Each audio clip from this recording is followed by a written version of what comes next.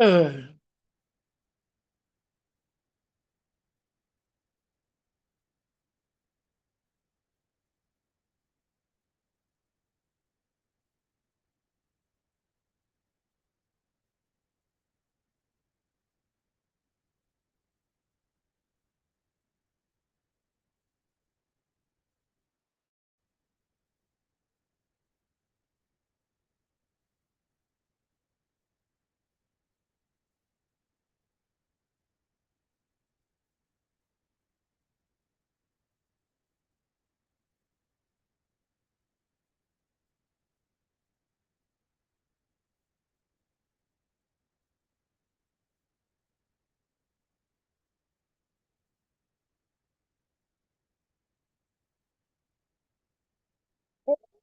uh,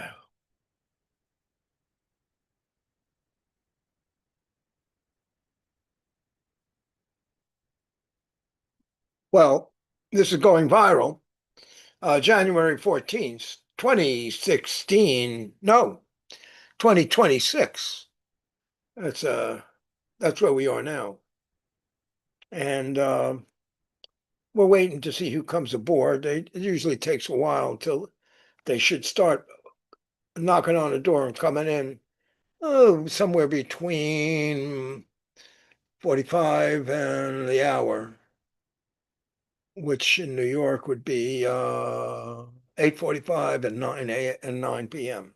So in the meantime, let me share something with you as soon as I can find it. And let's see, I'll take my time in setting this up. Sharing, advanced, ding, ding, ding. And then I'm going to make this smaller. I'll make this larger. Workplace, I don't need this. This is that. I don't need this. Put that smaller. Put this. I'm going to have to hit that share button, so I will do that. So let me do this and search for used to know. Let's see.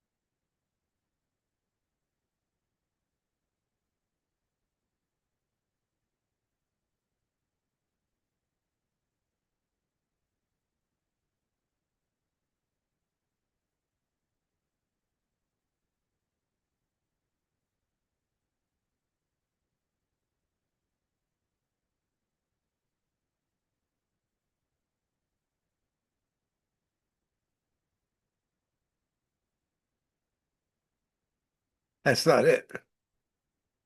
I find it again.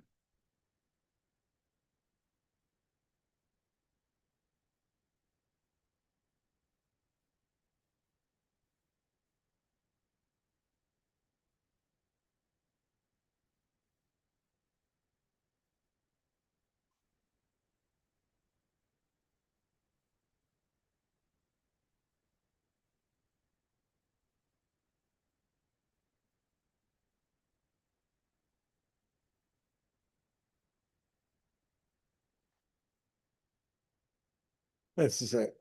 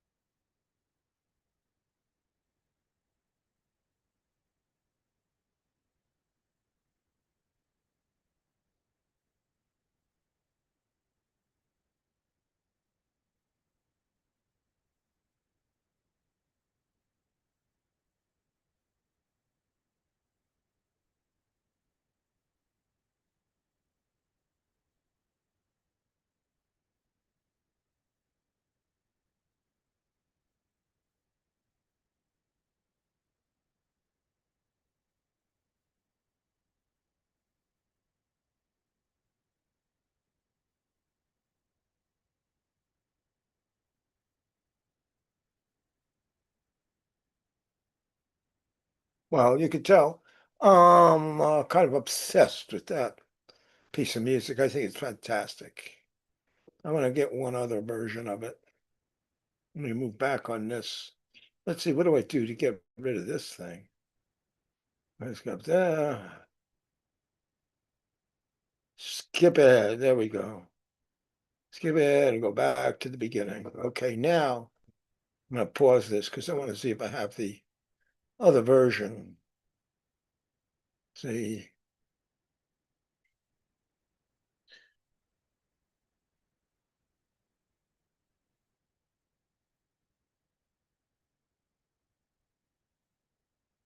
what they are. No, I don't want this.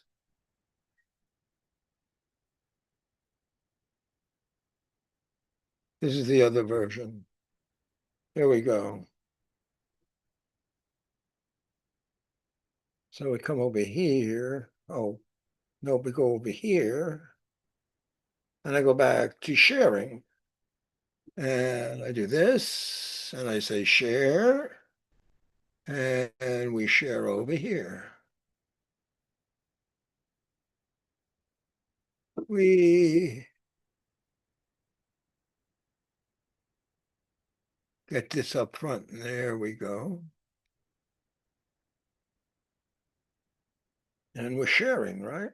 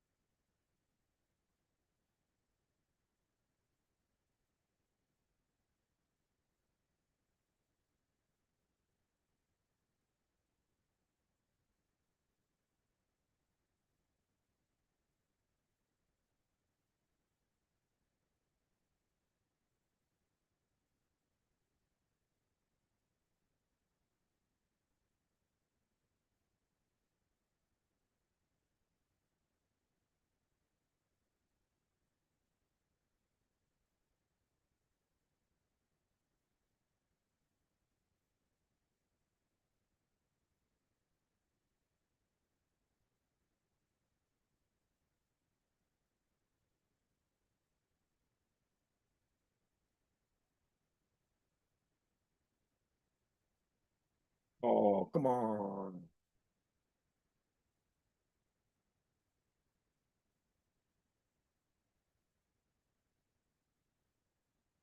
Well, let's do it again.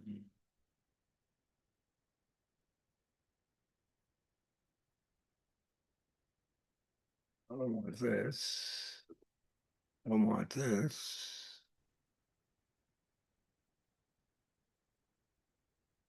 That is interesting. Stop sharing. Okay. And now I go to share. I do this. I share. And I come over here and share this. I'm going to move this out of the way.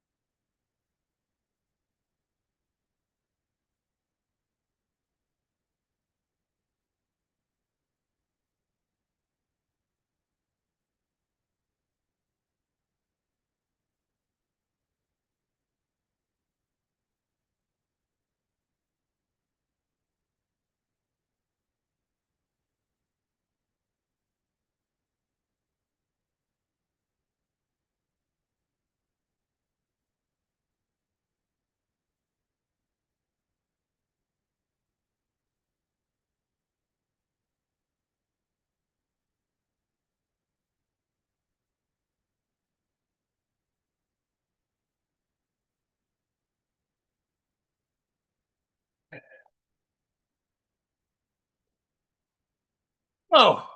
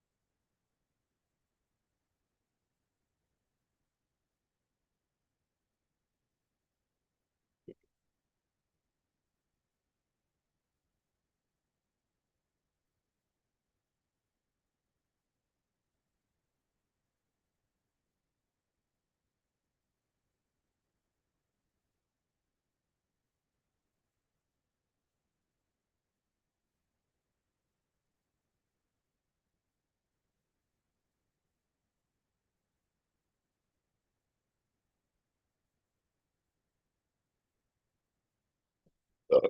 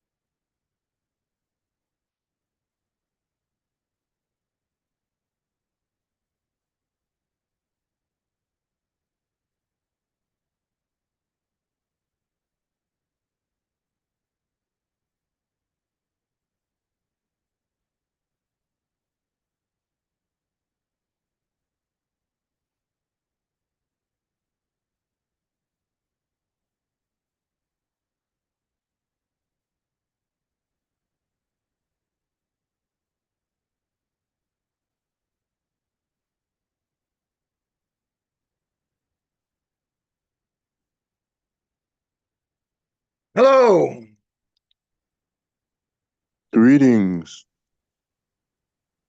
Did What's you see up? that? Did you see that thing I had? Let me stop it. So I'm still hearing it.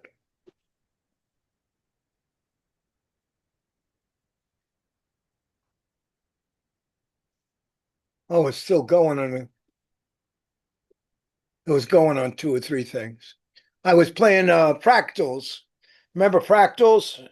Yes, they're good for antennas. Really? Yes, most Oh, antennas are based on fractals. well, this is At just least that's my understanding. the patterns that hypnotize you, sort of very interesting. You just keep going in and it just keeps changing. I don't know. Did you see that when I was I sharing it? saw, yeah, I was impressed with it. It was only on for a moment or two, so Yeah, I know. I think I'd want to run a psych experiment with that and see what effect it have on people if they watched it for like 24 hours or something. You that's a know, long time, Ken. well, I know, but I Try mean, an hour at a time or something like that. yeah, we'll try for an hour at a time and see if anybody survives that. And then have a contest of who could go through it without becoming completely freaked out. Or Because transcending to the next level. that's right. It could be the secret because it seems to be changing, but it doesn't deserve to change because it's the same thing over and over again. It's So just going deeper and deeper. isn't it your vision that's creating that? What? No, no, no, no, no. What, you mean like in the real world, things that are going on? No, I'm talking Nah. about as you look at the fractal, Oh, just your whole eye brain system begins to see things uh, differently than when. I haven't practiced it on myself. I said, well, my personality is more like, well, if I'm going to sit here and look at that, let me get something to eat in the meantime while I'm watching it, to be That honest, may detract from the overall experiment you're running, but Right, hey, why not? obviously. Obviously. Well, that's the first result. Can't put up with it. What about you? What's new with you guys? With you particular? Uh, right now, I'm floating around. I'm trying to get my digestion to cooperate with both my food intake and my supplement intake. There seems to be a challenge there somewhere, and I'm unclear as to why. That and the air pressure is all over the place, so my brain is less than cooperative. So I said, let me see if I can catch up with Ken before I go to sleep because even though I haven't been up all that long, maybe since 12 o'clock, give or take a little bit, it's, That's you got up after 12, huh? Sleeping late. yeah, yeah, I've been needing a lot of rest lately. However, I really can't say that well, it's unclear because I didn't go to bed until probably about 6 in the morning, if then. Oh, So I slept from 6 to 12, something like that. yeah, that's my kind of schedule too. Yeah, well, If I waited up for whatever personal reasons and like I woke up at 3 and didn't get back to sleep because I was, I'll go down and eat or something. mm-hmm. But, oh, I got a hot one for you. I got something that this should be down your track. You should have an opinion about this. Let me put this up here and share it with you. I think you'll like it. Uh, okay, there, I got them set up. Now let's see how long this is. And I won't let them run all the way. I think that the point is to run it until you can make a comment about it. Let's see, what is messing up on me? Where is it? Where is it? There it is. Okay, so let me put this kind of over here, and then oh no, I got to share from up here. So I can close this, and I can go here to share. and say this, and I go say share, and I move this over here, get this guy out of the way. Do you see that now? You see this Yep. guy? He looks like an Yes. Asian guy. Looks like a Mm-hmm. nice guy who's selling chestnuts or yoga or something. So now listen to what he's got to say. All right. Wait a second. He said Italy, Italy. He didn't see the beginning of it. Italy is coming up with a decision that most people haven't grasped yet. So this is happening on some political level in Italy. But here you go.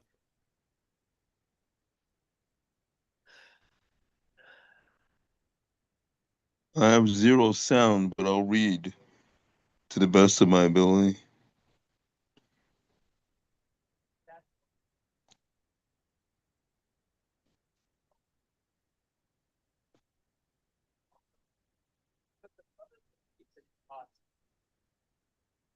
Now you can hear it, right?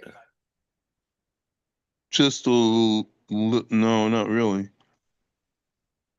Oh, she banned the Muslim community. Whoa. Did you hear what he said?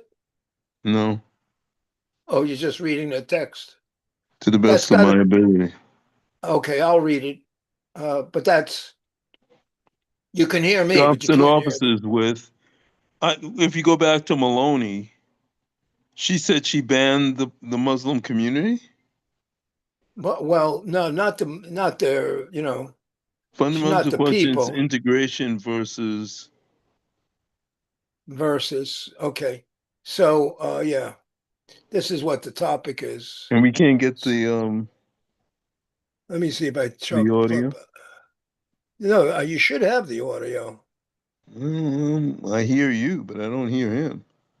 Separation, unity versus fragmentation. What do shared public spaces look like? Cultures collide, and how far should religious expression go before it challenges the legal norms and cultural norms of a nation? 2011, France became first Western country to fully face veils. Nicola, Parliament overwhelmingly passed. You can't even wear a cross in France, I think. Oh, somebody else is joining here. Hold on a minute. I got to let somebody else in. Mm-hmm. I'm messing myself up because I can't find my page here. Let's see if this is it. Yeah, that's it. So, and here's participants. And there's only the two of us. I heard a click, but they're not there now. So, okay. So back to this. So let me see. Let me close this and try to fix the sound. And let me go here. Share. Oh, you're right. I'm sorry. The sound was off. Okay. Advanced. Bang. Share. And we go again. Now I'm going to come back. It's a move that could redefine public life, national identity, and the very idea of sovereignty in one of Europe's oldest nations. Historians may look back on this moment and say, that was the turning point. The moment Italy chose whether its culture, law, and traditions would endure or be compromised.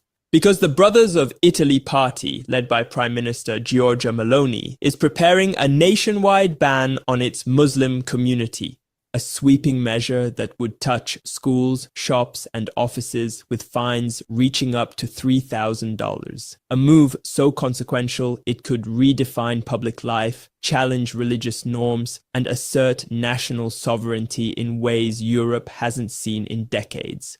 And this isn't just a European story. What happens here sends a warning to the world and to America, because the cultural, legal, and moral debates unfolding in Italy are happening everywhere.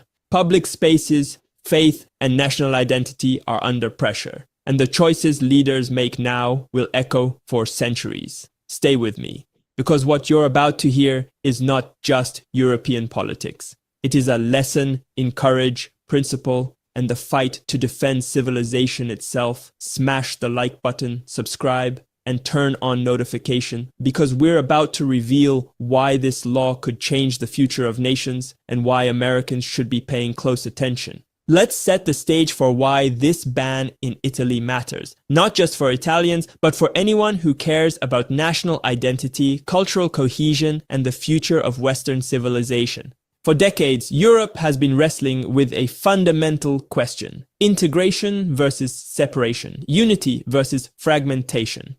What do shared public spaces look like when cultures collide? And how far should religious expression go before it challenges the legal and cultural norms of a nation? In 2011, France became the first Western country to ban full-face veils like the burqa and niqab in public.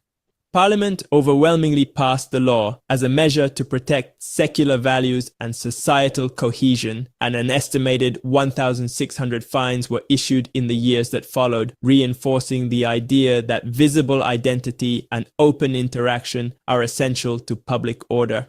Belgium, Denmark, Austria, Switzerland, and others have since taken similar actions, each citing the need to maintain social cohesion, security, and secular public life. Italy already had a general law from the 1970s prohibiting complete face covering in public, but it did not specifically mention religious garments. What the Brothers of Italy party is proposing goes much further, applying a nationwide ban on burqas and niqabs in schools, shops, offices, and streets, with fines up to $3,000 as part of a broader bill targeting cultural separatism and foreign influence. Andrea Del Mastro, one of the lawmakers pushing this legislation, captured the political and cultural stakes in a Facebook post when he said, "Religious freedom is sacred, but it must be exercised in the open, in full respect of our constitution and the principles of the Italian state." This phrasing is telling. It frames religious freedom not as absolute, but as conditional on integration with shared civic norms. A defense of public law and national tradition against what the bill's proponents call Islamic separatism. I just finished developing the first stock trading tool of its kind, designed to help you dial up or dial down how aggressive you want to be with literally just a few clicks. And if you're watching this video, I actually want to think about what that means. Public spaces governed by shared principles, not by hidden practices or parallel cultural codes. It is an argument about who gets to define public life, the state and its majority values, or fragmented communities that operate on different norms. Across Europe, similar debates have ignited fierce disagreement. Supporters of bans argue that full face coverings hinder communication, public safety, and gender equality. Critics argue such laws infringe on religious freedom and target minority communities. But courts like the European Court of Human Rights have repeatedly upheld these bans, ruling they fall within state rights to promote social cohesion and protect living together. What's unfolding in Italy is not isolated. It's part of a broader continental trend in which secular states are pushing back against practices perceived to undermine social unity and national identity. And for Americans, it is a warning and a lesson. Once the question of public cohesion is ceded to divided cultural interpretations, the very fabric of civic life is tested. Stay with me, because next we're breaking down exactly why this bill strikes at the heart of national identity and why every patriotic citizen should pay attention. To understand what's happening in Italy, we need to zoom out. The state and its majority values, or fragmented communities that operate on different norms. This is not just about clothing, it's about culture, it's about law, and it's about whether different value systems can coexist in the same public space. Italian Prime Minister Giorgia Meloni has been very direct about this. She has said there is a compatibility problem between certain interpretations of Islamic culture and the values that built Europe. Not Islam as a private faith, but Islam as a public, legal, and social system. Meloni has repeatedly emphasized this point. Religious freedom matters, but it cannot override constitutional law, and it cannot create parallel societies. In Europe and in the United States, public life is built on specific principles: freedom of speech, equality between men and women, secular law, transparency in public spaces. Maloney argues that some interpretations of Islamic practice conflict with these foundations, especially when religious rules attempt to govern public behavior, family law, or civic identity. That's where the tension begins. European nations are secular states. Law comes from constitutions, not religious texts. Citizens are equal before the law, regardless of belief.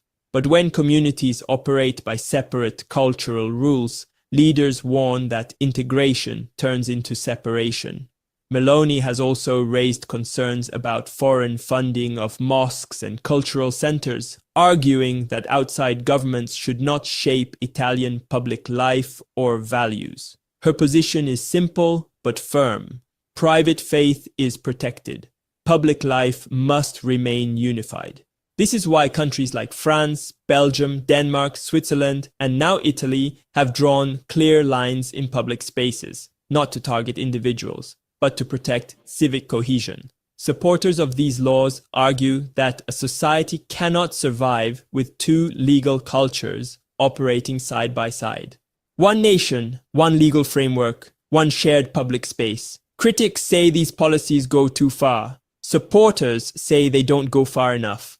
And that debate is now at the center of European politics, because at its core, this is not a religious argument. It is a civilizational one. And the question Europe is asking, quietly but urgently, is the same question America may soon face. Can a nation remain free, open, and unified if it no longer agrees on the rules of public life? Okay, so I'm going to pause it there. You with me? You're still there, right? You hear me? I are here.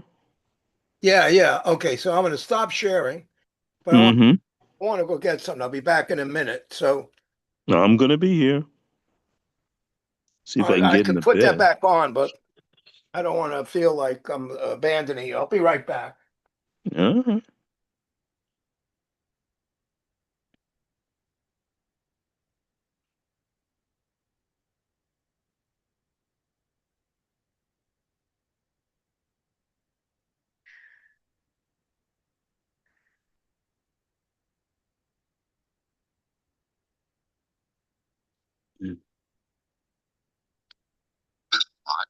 And everything. That's why. Cool. And that's exactly what we see our pilots doing. Pilots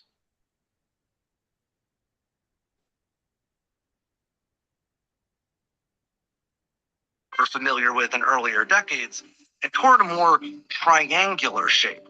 This is a model of what people claim was the TR-3B, which is a legendary aircraft that people allege was built using reverse-engineered alien technology. By the 1990s, rumors of triangular-shaped spacecraft became so widespread, they became part of popular culture. Blockbusters like The X-Files featured a triangular-shaped alien spacecraft hovering over Agent Fox Mulder's head. Okay, so I's back here. Let me see if anybody else showed up. I don't think so. Nope, I don't have anybody else. So we're back. So what do you think about that? Some of the framing is a little on the loose side. The enumerations of the basis of the, especially the European society, is totally loose. And although they may have some point, not so much. In the context that humans need to evolve, meaning that we need to be much, much more tolerant and be able to quote unquote integrate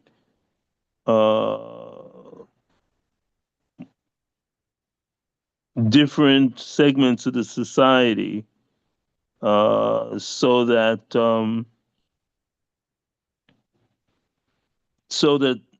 the whole society can move on. So, for instance, the reason those Muslims are there, more than likely, are because they immigrated from either a war zone, and then one might look into why that war was going on, or B, the Europeans needed labor and they brought the people in to do the labor. And so, at, as compared to here, I believe that there's more support for migrant or immigrant workers in Europe than there are here. There's more support Uh, in Europe than in the US. yeah, You think and so? that, huh? You think so? Well, I'm going by the German example. What Merkel took in like 1 million people, Yeah, but and that was although then. there was That's 3 years ago. Things have changed. no three, more like 10. Oh, all right. Well, things have changed. What's Germany is changed? Germany has changed on its social benefit How? for refugee people seeking refuge and its immigration policies. Yeah, Just like, they're closing the door. yes. Now, one needs to understand why. And unless Europeans are able to pick up their birth rate, I think that's more of a challenge than the immigration and the failure of immigrants to, I guess, become good Italians quickly enough. Because until you get to like the third generation or so, you really don't know what's going to happen. Can't expect a whole lot from the first generation. And then what's available? So, for instance, in France, you've got these public housing developments on the outside of town that have a lot of people from North Africa, etc., that have felt that they were kept out of integrating into the greater system, and so they feel alienated. You might compare them to African Americans in the United States living in high-rise developments with um, with little transitional support uh, in a Yes, time of okay. economic in a time of economic challenge. Okay. So let me just bring Jim up and I'll tell you what I noticed mostly from this. Hi, Oh yeah, Jim. Jim, we're talking about France is considering legislation to put not further, France, Italy, Italy, excuse me, Italy. Italy. Italy is looking at legislation to increase the restrictions of Islamic uh, manifestations in public society because it impinges on the civic cohesion of the country. And the prime minister said there's religious freedom, but it cannot supersede the importance of civic cohesion. Like this is Italy, so it's pizza and it's hey gumba rather than Ali Akbar. And so where they have, let's say to give an extreme example, if they get 10,000 or 10,000 Muslims practicing praying 5 times a week, excuse me, 5 times a day in public squares. That's a major impact on civic society. So the person in this presentation, I can play it for you again, goes over that France already banned the burqa and the different the veil and stuff like that, and with fines and so forth. And Italy's thinking of doing the same thing. And I think they did uh, the hijab too. huh? Just the headscarf is even No, banned in France. yeah. And the headgear is banned in France, and So I find the main thing here is that's interesting is that there are some people who agree and some people who disagree. So you can't just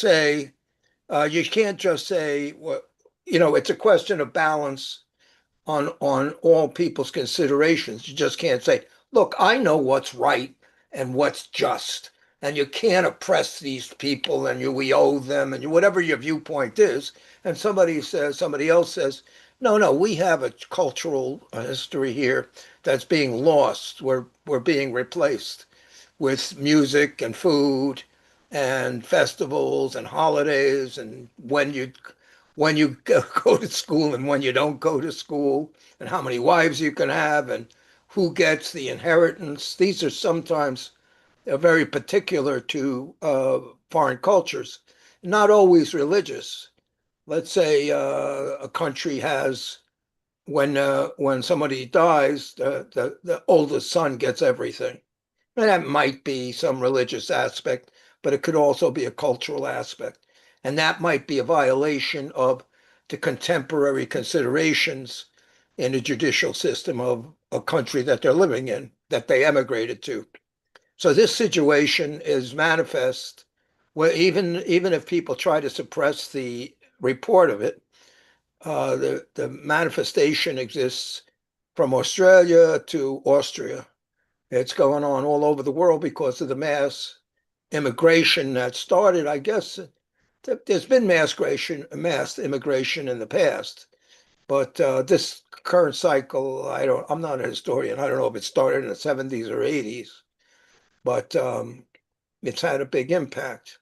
Whatever the motive is, you can't. I'm just saying that the interesting thing is there's some people who say there aren't enough enforcement of civic regulations, and other people who say, like, are you kidding? It makes it interesting. Like, oh, and I'll stop talking in a sentence. In LA, we have a community called the Hare Krishna. That's a religious group, and it's mostly Anglos memberships. And they have some holiday, probably the birthday of the guru who founded it, Swami somebody. And they have like an elephant. They dress up an elephant and they have a whole parade. And it's interesting. And their restaurant is interesting. And their the church, the service, the prayer that you can go and attend. That's very interesting. And I would consider it a grave loss if we lost that manifestation of reality that the Krishnas deliver. And of course, that even their historic or popular thing of that there's banging tambourines and singing in an airport trying to raise money. Then all they sing is Hare Krishna, Hare Krishna. And in case you didn't know, that whole thing of Krishna, Krishna, Krishna, Hari is all a recognition of his favorite, what's the word? Mistress, the woman he had the most attraction to. The not the founder of the religion, but Krishna, the primary god. He's like on the top of Mount Olympus. He's the leader of civilization or an existence. So all the singing Hare Krishna or chanting is saying how wonderful and beautiful she is because he would appreciate that.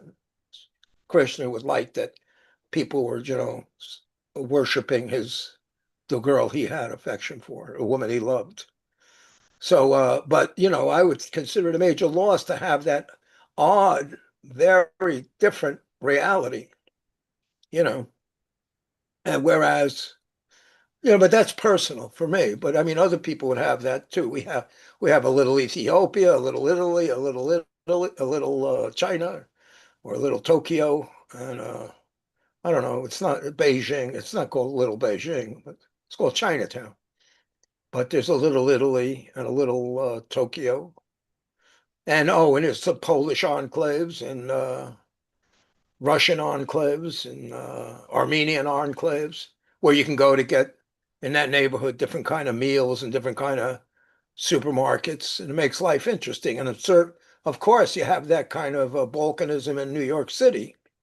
I'm sure you could tell me, you could break Jamaica down into 5 different segments of ethnic groups, and it makes it interesting. Makes it like a coloring book. You look and there's another picture where you go to another place and it's somewhat different. And then in Italy, in New York, um, St. Gennaro's festival, well, down in Little Italy, it's a great thing, and it's totally driven by a clustered group of devout Catholic Italians. Well, that's driven So, by the mafia down there. But anyway, go on. all right, the mafia itself is, let's go to Mafia Town, where you say the wrong thing, you get shot. It's a different culture. So, so anyhow, so there's people who want to go for the the civic cohesion. And I was very glad to hear this guy saying that, because I keep forgetting Well, that's the main phenomena I observed when I was in China. Anywhere I was in China, there's an incredible amount of civic cohesion. Everybody is a citizen, you know, rich or poor. Everybody on the trains, on the buses, in the streets. There's civic cohesion. It's just like everybody recognizes or ignores each other in a common way. People dance parties in the street, you know, or you know, so your question oh, about Italy, you were talking about the fact that this. Well, I should, okay. yeah, Well, the The prime French. minister, First of all, the French have a tradition stemming from the Revolution yeah, of the separation of church and state. It's called laïcité, and this is where they get into problems in the contemporary France because there have been waves of immigrants from the French colonies, Africa, the Middle East, around the world, but particularly from Africa and the Middle East. And in many cases, this include Muslim immigrants. And then the refugees from the various colonial wars, particularly Algerian War. In the case of Germany, the big Muslim presence was Turks that were used after World War II for labor. And they stayed. And then, of course, you had the million refugees that were allowed to come into Germany by Merkel. Now, the case of Italy, you have this is a political issue in Europe because they are not used to the kind of things that we as Americans are used to, at least some Americans. I mean, in a way, the mass deportation policy, those who support it, uh, is a reaction to what they, for many reasons, but one of the reasons, of course, is a question of, um, the whole melting pot theory in our culture. That is, that everybody, the famous play that was done before the First World War by a Jewish playwright about how a Jewish immigrant marries a Gentile, and so the famous the concept of the melting pot, which by several generations does happen, and then of course the question of what does it mean to be an American? Okay, because that I think in our society has been a source of great question all the time, but particularly I would argue since the 50s and the 60s, and especially, and then we see it in our own present debate. Now, in the case of Italy and these European political parties, the concept of assimilation. I mean, some cases they're not used to these sudden influxes of non-white uh, uh, citizens, migrants, and such large numbers coming in. I mean, I think in France there's a large percentage of the population, way larger than our country in terms of Muslims. I think France is at least five. It's a considerable. I mean, I don't know the exact number. I know it's much higher than us. And so the question of assimilation. Look at the kind of fights we have as Americans over the assimilation of Muslims. I mean, these kind of, people are accusing Imam Domini of being like a communist Muslim. I mean, this is, and, look at this guy. This guy was, classic New York raised kid. Um, so, and you're talking about the diversity of Los Angeles. Well, we can, all of us grew up in New York City, so we know the great diversity of New York. and how powerful and frankly wonderful it is. So I do not know enough about the specifics of Italian politics. I know Maloney is someone who is sort of on the far right. She's a sympathizer. She sympathizes with Mussolini. She's a shrewd politician, and they have their internal forces that are against bringing large, because they've had all these migrants coming in, over the Mediterranean, from Libya, from Tunisia.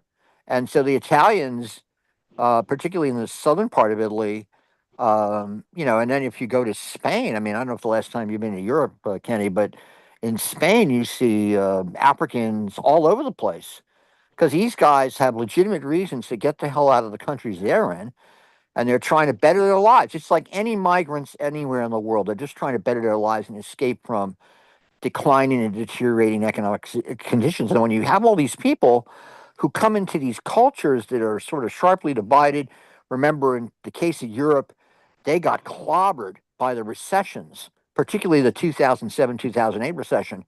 That led to a serious downgrading of the social democratic states that existed in all the European countries that were created after World War II, that essentially offered, free health, for example, or the kind of things we don't do in the United States. That a lot of those services eroded dramatically. I mean, all over Europe as a result of the recession, and of course, political forces. So you have that juxtaposed with bringing in lots of migrants who are displaced because of wars that are beyond the control of the citizens in Italy, or in Greece or these other countries. And then you have a problem where people are just not willing to receive refugees. And look what happened with the Ukrainians coming in.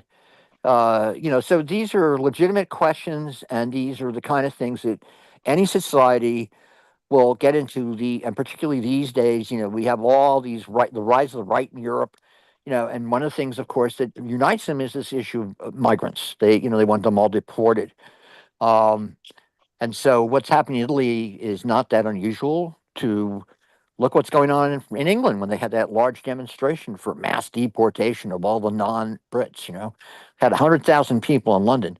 So these are serious fissures in these European societies. Now, the thing that I wanted to just mention quickly before I came on, because I got to split quickly to do something because we're in the middle of a crazy LSB meeting. What? What was it? France, Germany, Sweden, Denmark, and possibly Britain have sent troops to Greenland as a deterrent to Trump attacking Greenland. That is one hell of a development. That's that's an indefensible development. There's no defense about that, period. I mean, to break NATO up like that, which is what Trump wanted to do in the first, I mean, this is really, really crazy, serious crap. But anyway, yeah, What was the reason you have to leave us? there's an emergency going on I have to deal with. I'll be back in a few minutes. Oh, all right. Well, you got in your plug for Trump. I don't think he should run a third term. I can't agree with you about that, Jim. He doesn't deserve to have a third term. Well, but to this thing with Greenland is absolutely nuts. It's crazy, Kenny. It's like what does he think he's? I mean, to provoke the British and the French to send troops to Greenland, that's crazy. That's Yeah. crazy. These are our NATO allies. This is crazy. Crazy. Mm-hmm. Anyway, Yeah. I'll Okay, be so right you got back. to. Yeah, Okay. I'll be right back. Hey, Mike, do you want? Hello, Mike. Glad to hear you. See you there. Do you want to hear a brief review on what we're talking about? I'll play it. I'll share it, and you can best hear it from this guy, and then I'll stop it like in 5 minutes. Okay? Yeah, everybody else heard it though. Why don't you give it to me in a sentence or two? No, because the guy is much more articulate than I am, and it's more appropriate. I'll play. I'll put it at a good speed. Um, here we go. There he is. Oh, I shouldn't. Well, before I do that, I better.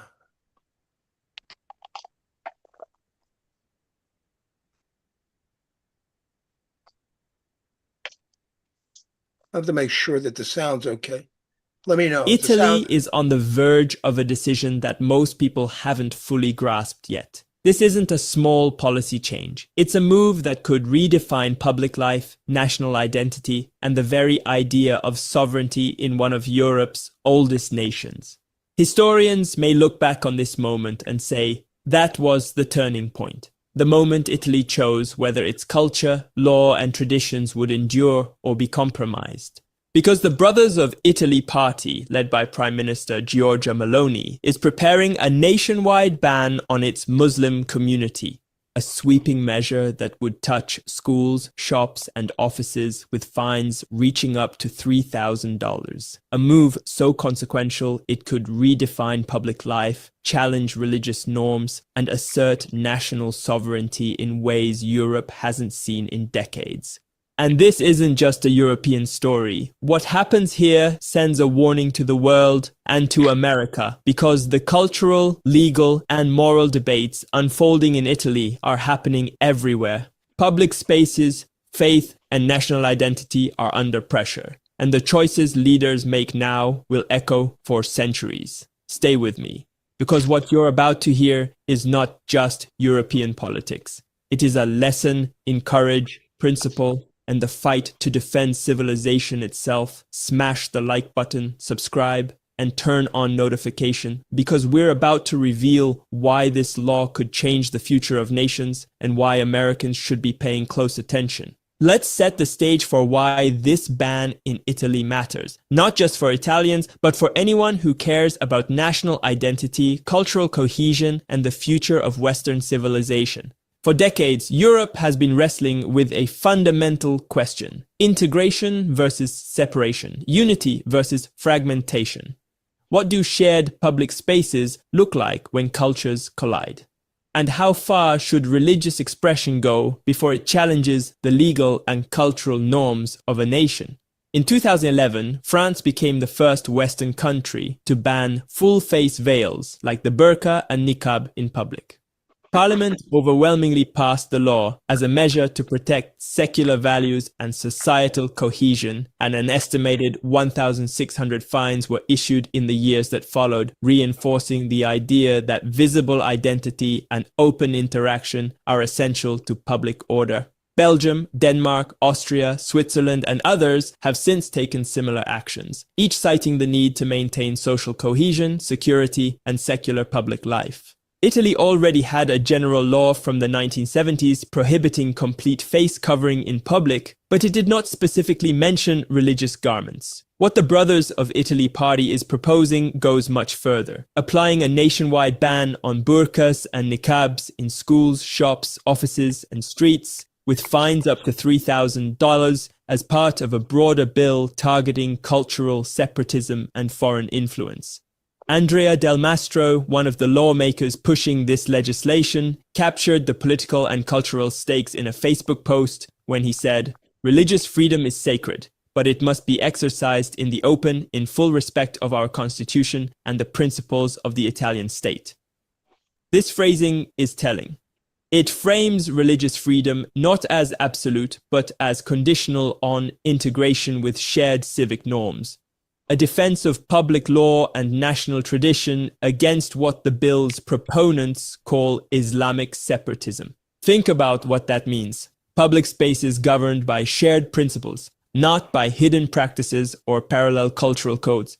It is an argument about who gets to define public life: the state and its majority values, or fragmented communities that operate on different norms. Across Europe, similar debates have ignited fierce disagreement. Supporters of bans argue that full face coverings hinder communication, public safety, and gender equality. Critics argue such laws infringe on religious freedom and target minority communities. But courts like the European Court of Human Rights have repeatedly upheld these bans, ruling they fall within state rights to promote social cohesion and protect living together. What's unfolding in Italy is not isolated. It's part of a broader continental trend in which secular states are pushing back against practices perceived to undermine social unity and national identity. And Okay, So I'll stop there. You get it, right, Mike? Yeah. My point on it was to say that it should be recognized that there's a group of people on one side and a group of people on the other side. So one group of people will flourish in the diversity and the uniqueness of a gathering, all the different kind of color crayons in the pack. There's a box of crayons, all different colors and songs and theme and food and tradition and so forth. But other people on the other side saying like especially I hear about this in London, where they're coming and say like it's not like London. They're coming in London. It's all from India, people from India and from Syria and from Pakistan, and you can't even get any fish and chips. And okay, there's nobody there to say good morning, chap. Nobody says hey, mate. And so they get that they're losing their identity as a regional area, but it's overwhelmed because it isn't like having. It's a question of numbers. If it's like a high number of people from a specific areas and the original people are lost. Well, some people feel that way. So the point is the issue itself has got variety of people's opinions. And you can't just, I don't think it's proper to say, no, the state's going to come down and tell you you have to be respectful, you can't, or anybody can do anything, or the state comes down just as bad as if the state comes down and says you can't do this or that. So I don't know how you balance it. That's what my thing is. I think I find it's very interesting that there's different opinions on it. So how do you view it? Well, first of all, to answer one of your primary concerns, the best fish and chips I've ever gotten in London was from a fish and chip shop owned and operated by a Pakistani family. Right. Okay. So you don't have Yeah. to worry about that. Second of all, Well, that's because there was no English people that could afford to operate it anymore because the Pakistanis undercut them. So the best one you came across was Pakistani. no, So that's actually, fine. the fish and chip shop that wasn't that it had nothing to do with that. They just wanted to sell traditional English fish and chips, and they Yeah. did, and they made a good living, and they're Yeah. Pakistani. Okay. Also, the only explanation, justification for banning face coverings would be that for the police, basically.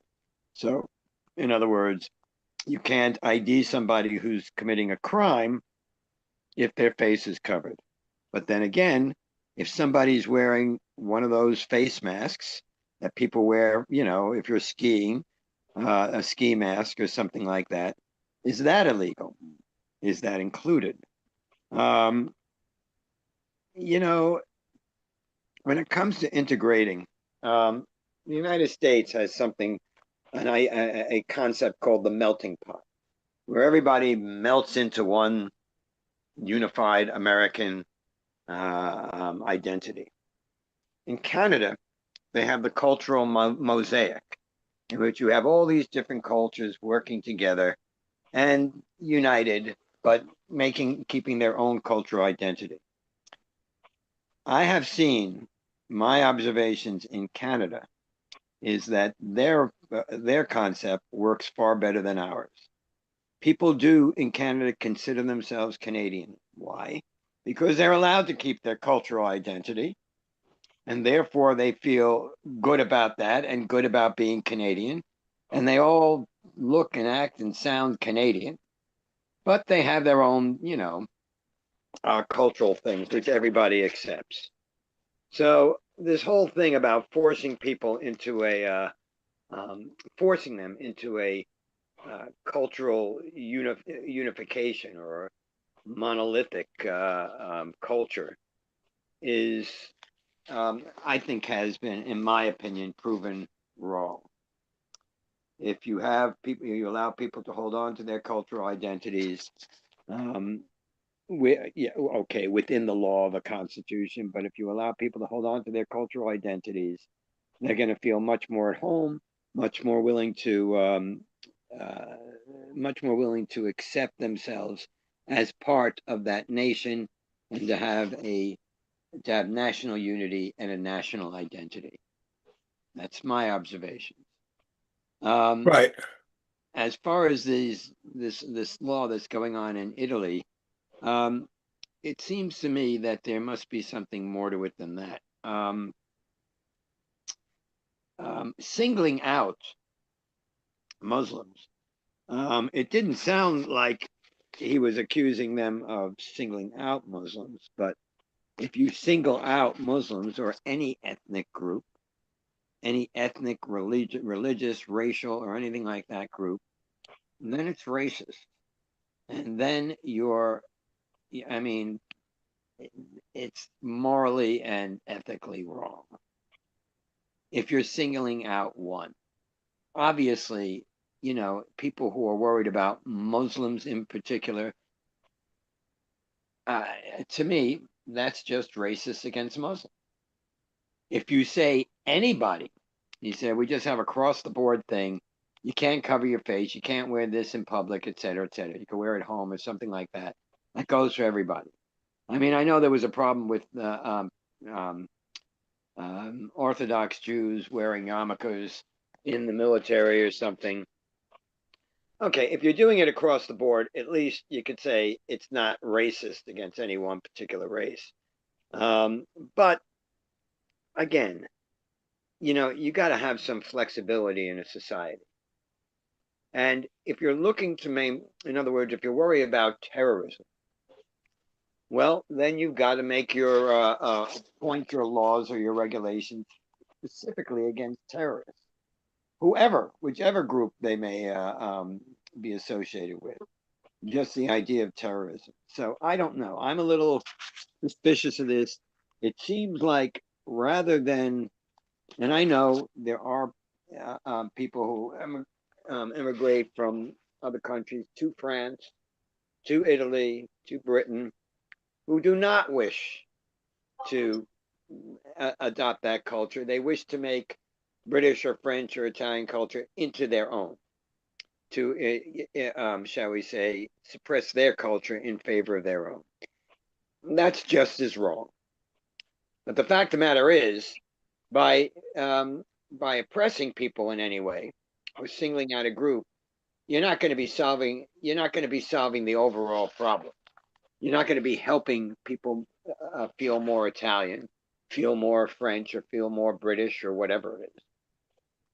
You're just going to be saying, I mean, at that point, you might as well say we're not taking any immigrants. But if you single out one group, yeah, it's you're being racist or bigoted in some way. If you're singling out one group, and I just had a disturbing situation happen, which I'd like to talk about for a moment, if I may, which kind of ties to that. I was walking in a group. I'm not going to mention the group. I'm not going to mention the people. Forget it. I'm not going to put them out here. We're on the air, even though probably nobody but the people on the show are listening. But I was in the particular group, and one person, I guess the conversation could be what happens if the United States collapses, where are people going to go? And one person said, well, I have a place I can go, and a place I'm affiliated with. And I said, oh, what country? I'd like to know. And they said, I can't, I won't say. I'm not going to say. And when I said, well, you can say what country it is. I mean, we're not going to. I mean, whatever it is. I was thinking maybe she's going to say Russia or something. I'm saying a big deal. Yeah, of course you could say the country. And she said, no, and she ran off. And somebody else there said, a person in this group said, I said, well, what country do you think it was? And he said, well, I know what country it is. It was Israel. And I said, well, why would they be afraid to say that they're from Israel or connected with Israel? He said, and this person said, well, they're afraid, because it's a fascist, regime. And I'm going, whoa. I said, that's and I said extreme, that's an extreme position, and then that's your extreme position. But I said, even given if you are correct, which I said, I don't think you are. You could be against the Israeli regime now, the present Netanyahu, which I'm against, but the Netanyahu's the present government in power. But to castigate someone from being from that country, is almost like saying, if somebody says they're from Germany, they're a Nazi. No, it's not. It's not true. And that is, I said, racist in itself. And of course, this would seem to go over their heads. I said, how do you think that all Americans, you should not be able to say you're an American, because if you're an American, then you're guilty of what Donald Trump was doing? No. So this is a disturbing trend in this city. I'd never seen it before. I hadn't seen it in New York. But the fact of the matter is, and of course, that oppression, you'll be delighted to know, Ken, is coming from the left. And it's a social oppression. And it's built, according to all the evidence I've seen, on a false assumption, which is that the idea of Israel itself is anathema.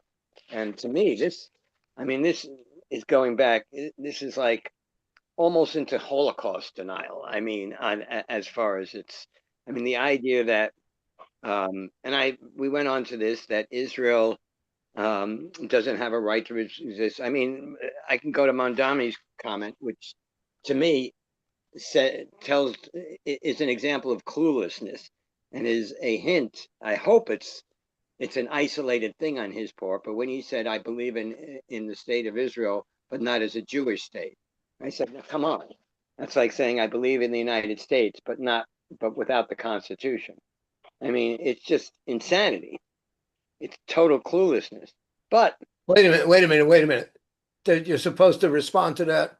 What about Saudi Arabia? Do you believe in that as a state without a religion of Islam, even though they have Mecca and let me get to the point. If you believe that Israel shouldn't exist, but Saudi Arabia as a Jewish, as a Jewish state, but any other country any other country can exist like that, it's okay, then you're being racist. You're saying it's okay for others, but not for Jews. It's like same thing as saying it's okay for others, but not for Muslims. So in other words, if you're a total Marxist, you don't believe in countries whatsoever, fine. Then you're justified in saying, no, I don't believe Israel should exist. I don't believe any of these countries should exist. Of course, it wipes out between half and 3/4 of the countries in the world. But if that's your opinion, then you're not being racist. But if you're singling out one against the other, you are. And this situation, where you start singling out Muslims and saying people should be afraid or wary of saying they're Muslims or saying they're from some Muslim country, is the same thing. I mean, there seems to be a rationalization of racism going on these days. And I don't buy it. I mean, I don't buy the rationalization. And I think people are kidding themselves. And if we descend into this kind of racism and accept or condone or at least allow in our own minds, I mean, I'm not saying you have to go out there and protest, okay? But at least personally, you have to say this isn't right. But if we say it's okay to do this, then we're not just going to go back to the days of Jim Crow and things like that. We're going to destroy ourselves, because this isn't just the United States having to fight a civil war, and then after civil war to fight, and shall we say, cold civil war, until we finally get rights for all of our citizens, which we still haven't gotten. But the idea is that's one thing. But when the whole world is descending into this, then the human civilization is not going to survive. It's not going to cohere. So if you're worried about having coherence in a society, you also have to remember that society is a mass of individuals. And if you don't recognize individual rights, then you're not going to, that society is not going to cohere, not with human beings. And if you don't even recognize the rights of individuals to identify with a group that is not intent on wiping out all the other groups or any other group, but they just want their personal identification with this group, with a race or religion or ethnic group.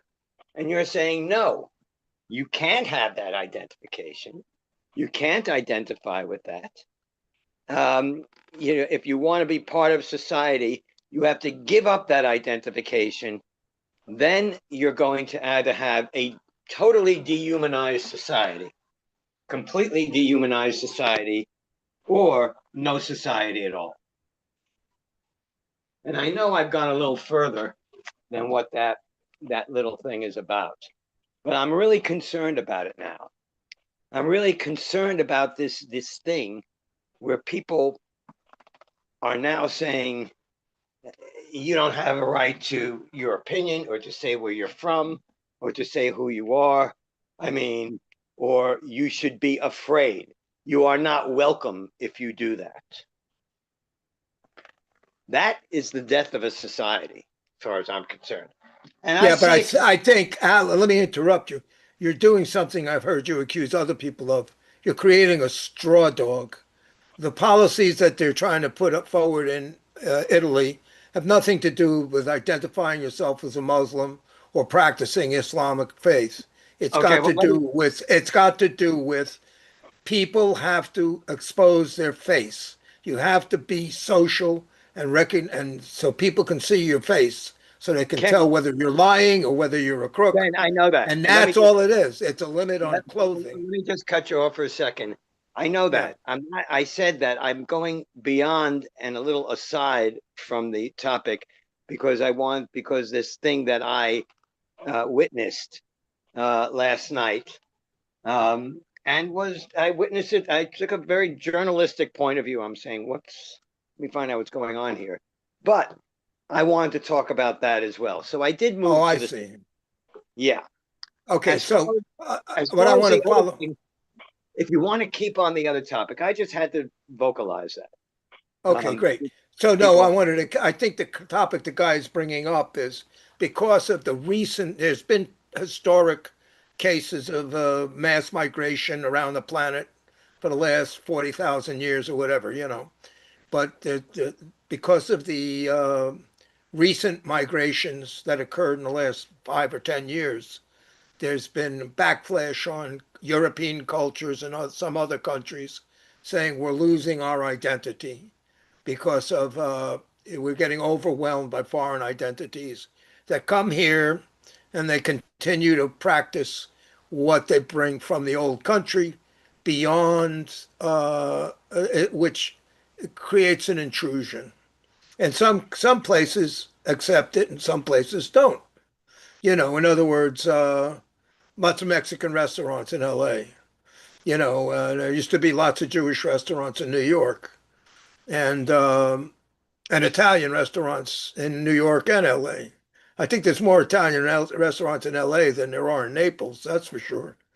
But it's a question that people have in terms of just like the Palestinians or the Jews in Israel or the Ukrainians, they want to maintain a national identity, their culture, their identity. They're asserting that. You can't defend the rights of the Palestinians to be recognized as a social entity and deserve to have their own country, and at the same time say, yeah, the Jews can't get away with that. They don't have a right to have their own religion and have a holiday on Saturday, close the stores on Saturday but not Sunday. So you can't deny it. If you're asserting it for one group, you got to tolerate it for others. Otherwise, you're being a hypocrite, which everybody is to some degree. but I Yeah. consider it falls into being hypocritical, which is okay. It's okay to be hypocritical. I'm hypocritical. I would spend more time for my children than to somebody else who was as smart or as valuable to society, than more so than my children. But I would give more support to my children. It's a prejudice. But in any event, I did want to take up one thing on a side shelf that you brought up. I've noticed there's a lot of people on the left, or let's say extremists, are very prejudicial on specific issues. You like Trump? You like GOPs? You're not anti-fascist? You support Netanyahu? You don't like racism? Anybody who's racist is bad? You don't believe there's such a thing as white supremacy? Any one of those buttons, and you're condemned. So they're very, very sticky on those things. They got no toleration for it. Let I me let me remember. I remember. I'll give you a point, case in point. I visited a friend in Georgia a couple of years ago, and he took me to this quaint little place called Confederate Antics, Confederate gift shop. There's an old guy with a beard in there, and he had little stickers and stuff that would kind of support the Confederacy. And he doesn't like blacks, and he thinks they're just a slave race or whatever. He's a bigot. I say, well, that's fine. You're a bigot. Some other people are have strange sexual practices, or they believe in aliens, or they believe in the sun goes around the earth, not the other way around. Different people have different beliefs. It's not where's come for me to judge. Where comes for me to judge? well, well, They're different. They're different. Muslims think differently than Christians. Absolutely. Ken, Ken, Yeah. there is a difference. You're mixing apples and oranges to a degree. Well, of If somebody, course. if somebody That's what you says, got to do. You got to accept the listen, apples and no, no, accept the oranges. and You this is can't you why can't I fi- don't like. you can't fish. You can't Look, force the Ken, people who want to eat apples to eat oranges. hold on. Let's not take that saying too far. The Well, idea. anyhow, no one. The thing I'm talking about is the Hold. people Let me on just the say, left. The people on the let me left let me holding a just make a point very here. high standard. You have to be The act, okay on each one of the buttons. Oh, wait, wait, you wait, have to wait, be wait, pro-abortion. wait, Pro-abortion. wait, wait, Left wait, that Ken. out. You Yeah, it's one thing to say I'm pro-abortion, I'm anti-abortion, whatever. But the yeah, idea, when you get into the idea of racism, yeah. Okay, now you're not racism talking is about. unquestionable. You're not talking about. Everybody's racist is Well, bad. That's whoa, it. whoa, whoa, whoa, whoa, whoa, whoa, whoa, whoa, whoa. Kim, this is Yeah, what I mean about extreme, yeah. and why Go I ahead. don't like it when people go to extremes and Yeah, people start saying, "Well, we have to be tolerant, so we got to be tolerant of people who are intolerant of people, and yeah. we and who exercise that belief." You're not going to change somebody if they're a racist, but there are certain moral and ethical guidelines for a society. If Ah, we are going, if we are going to say, for instance, that murder is wrong, murder, not just killing, but murder, we are actually saying, well, people can say, but why is that wrong and something else not wrong? Why should people should have why do you allow them freedom of speech, but you don't allow them freedom of killing whoever they want? This is again what I call the absurdity of extreme. No, there are certain moral ideas that we must all hold to as a society. And right. if we are going to be a more humane and humanistic society, then we are going to say racism is wrong. Now, Okay.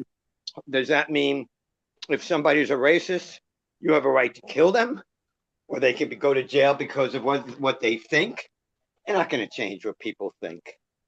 But when they put that type of belief into action and say, well, I'm a racist. Well, if somebody says, if they say they're racist, they're white supremacists, okay, and they said, and because of that, all non-white people. Now I'm in power, so all non-white people will be deprived of their rights. They're going to have far fewer rights than white people. Now you're putting your racism into action. Or if you even vote for somebody who does that, once you put it into action, yeah, everybody in their mind, well, not everybody, but a lot of people have problems. Like you said, they have sexual problems or whatever. That's their own business to think whatever they want to think. Okay. Except for racism. Except for racism. You can't control that. But except for racism. Except for racism and murder. okay, You wait gave a me second. two things.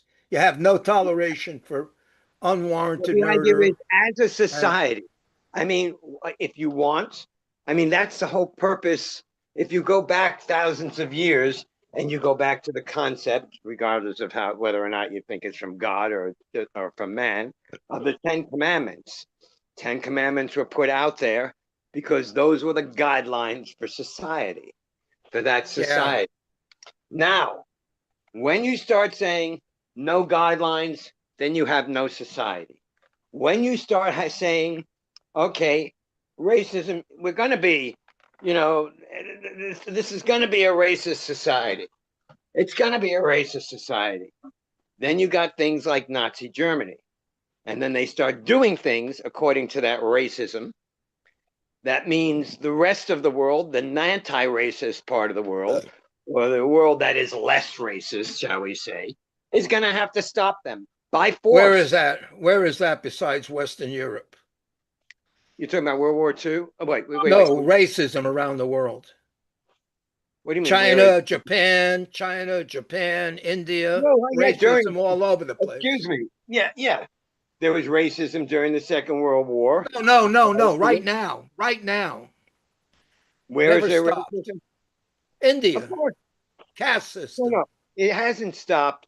You haven't had not nearly as many or as large racial wars, where racists have actually said, no, we're going to take over this country and we're going to get rid of these people and commit genocide, which, by the way, must encompass intent. You got a button on that. But the thing is, right. But you have a button. The idea but is, the thing is, hold it. Practicing. India is racist, not only that, Muslims and Hindus. Muslims and Hindus intend to destroy each other. You're saying everything is racist. Nothing is racist. Being Muslim is not a race. That's Islamophobic, not. No. There you go, Alex. Congratulations. I mean, there is racism throughout the world. There is racism also, and there's caste-based racism. Yeah, and there's still the prejudice against the Dalits, which is even though one of the untouchables actually had a major role in writing the Indian Constitution, for example, exactly to protect, among other things, to protect minorities, both caste-wise and religious. Alex, that's classism. But the idea is that caste can be about race too. It could be, but it isn't necessarily. But whatever it is, it's still wrong. Okay, I mean, in other words, you could call it what you want. You can come up with different names for it, but we do have to have an idea of right or wrong. That's the point I'm trying to make. No. Again, what Mike is trying to say, since he's gone on for Mike's trying to say he has a point of view. To summarize, he's what it turns into action against other people, especially if it turns into killing other people of the group whoever doesn't like, then then it's a problem for everybody. Because first off, again, that never just ends with a particular group. And it's often used as a way of authoritarian and totalitarian governments to then assert their power, and then they often basically take things, like Mike was saying, again in crazy directions. Again, Hitler didn't just stop with equivalent. Pol Pot didn't just stop killing people in Cambodia. He then invaded. Well, what got him, into real trouble was he invaded Vietnam, and then basically Vietnam, counterattacked him and overthrew him. And then everybody saw, what had really been going on with the genocide there, which again is, more of a politicide, is because again that wasn't not unless I mean the Vietnamese, sorry, the Cambodians were killing themselves essentially. It was just that was about class in some cases, and again they weren't targeting different ethnic groups. It was again about trying to purge the whole society internally. But again, like I was saying, that never, Trump's not going to. Oh no. Both ways, Trump's Alex, not going to. we didn't go. Trump's not going to stop. Off the field. Way off the field in this. Trump's not going to just. We're talking about Italy. We're not talking about Trump. Like if we're talking about the U.S. again, Trump's, he's not going to stop internationally or domestically. He's going to keep pushing things until basically he finally gets stopped in both. There you cases. go. I mean, it's looking like now, like he's either directly going to bomb Iran or, let the Israelis bomb Iran. And again, of course, he's going to escalate the stuff with ICE. I mean, since you're an election integrity guy, I mean, you must realize again, Trump's basically going to try and screw with the midterms, or create a situation where like the midterms don't count, and the current Congress keeps on going. He's that's what I mean, so many people have pointed out again, that's what ICE is all about. ICE is going to be used to basically disrupt the upcoming elections, to make sure Trump, the Republicans don't lose. Okay. Because it's Alex, I mean, Alex, I got to interrupt you. Alex, we spent 2 nights, Monday and Tuesday. We had a meeting and we were talking about Trump. So we're dead with Trump. You got to stop talking about Trump. Okay? This is about Italy and Europe and their reaction to the immigration. And the point that Mike is you're skipping over, if a civil society has the right to make laws against prejudiced behavior based on things you can't change, like your DNA or the color of your skin or where you were born, you can't discriminate on that. Forget about the word racism. You can't discriminate. If a civic society has the right to say, and we're just making that a law because that's who we are, and we all believe that. If you don't like it, go live somewhere else. But that's the law. I'll agree with you.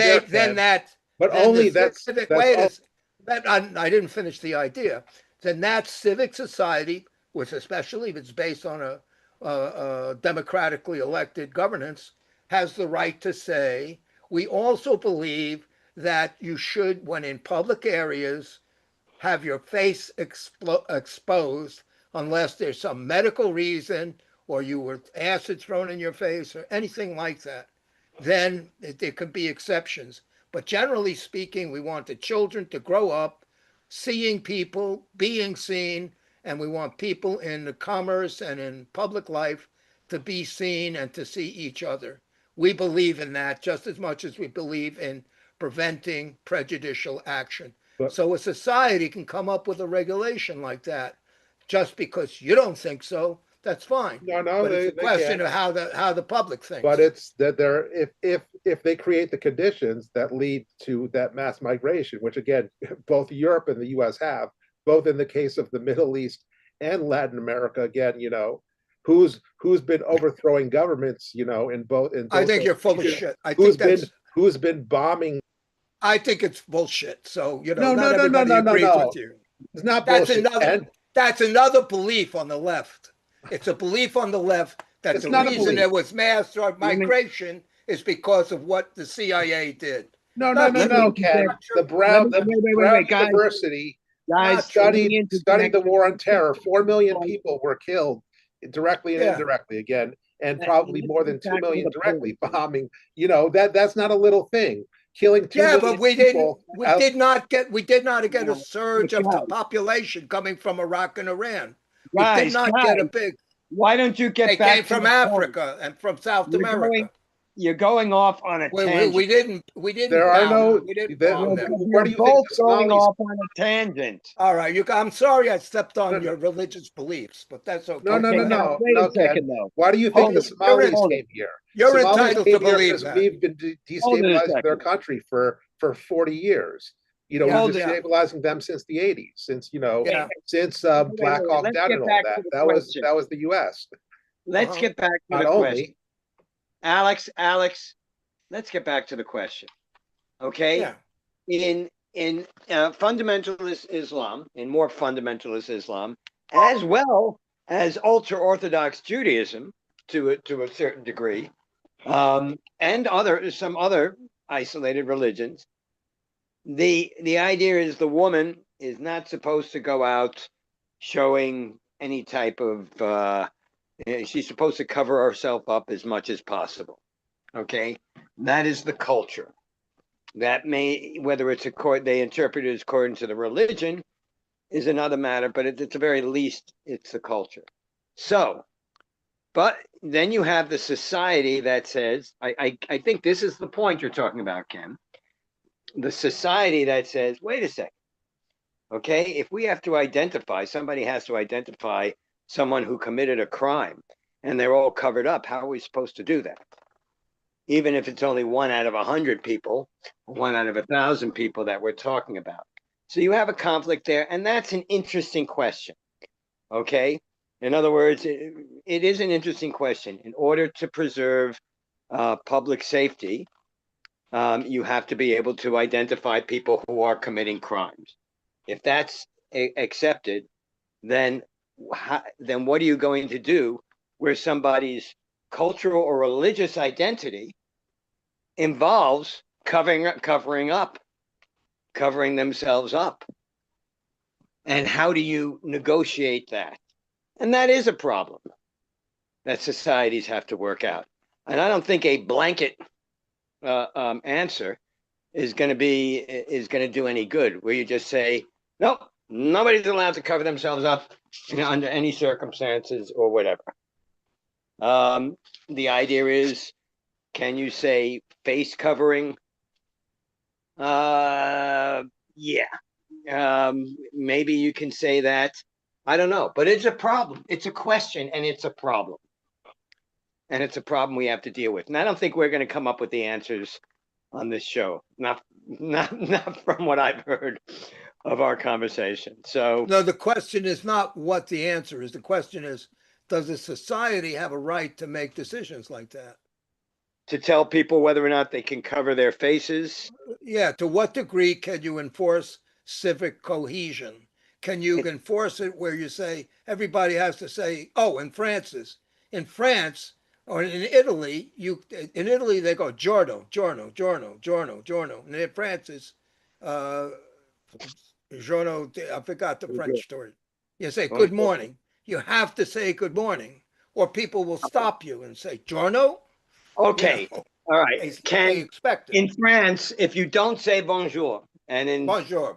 in Italy, if you don't say giorno, Right. nobody.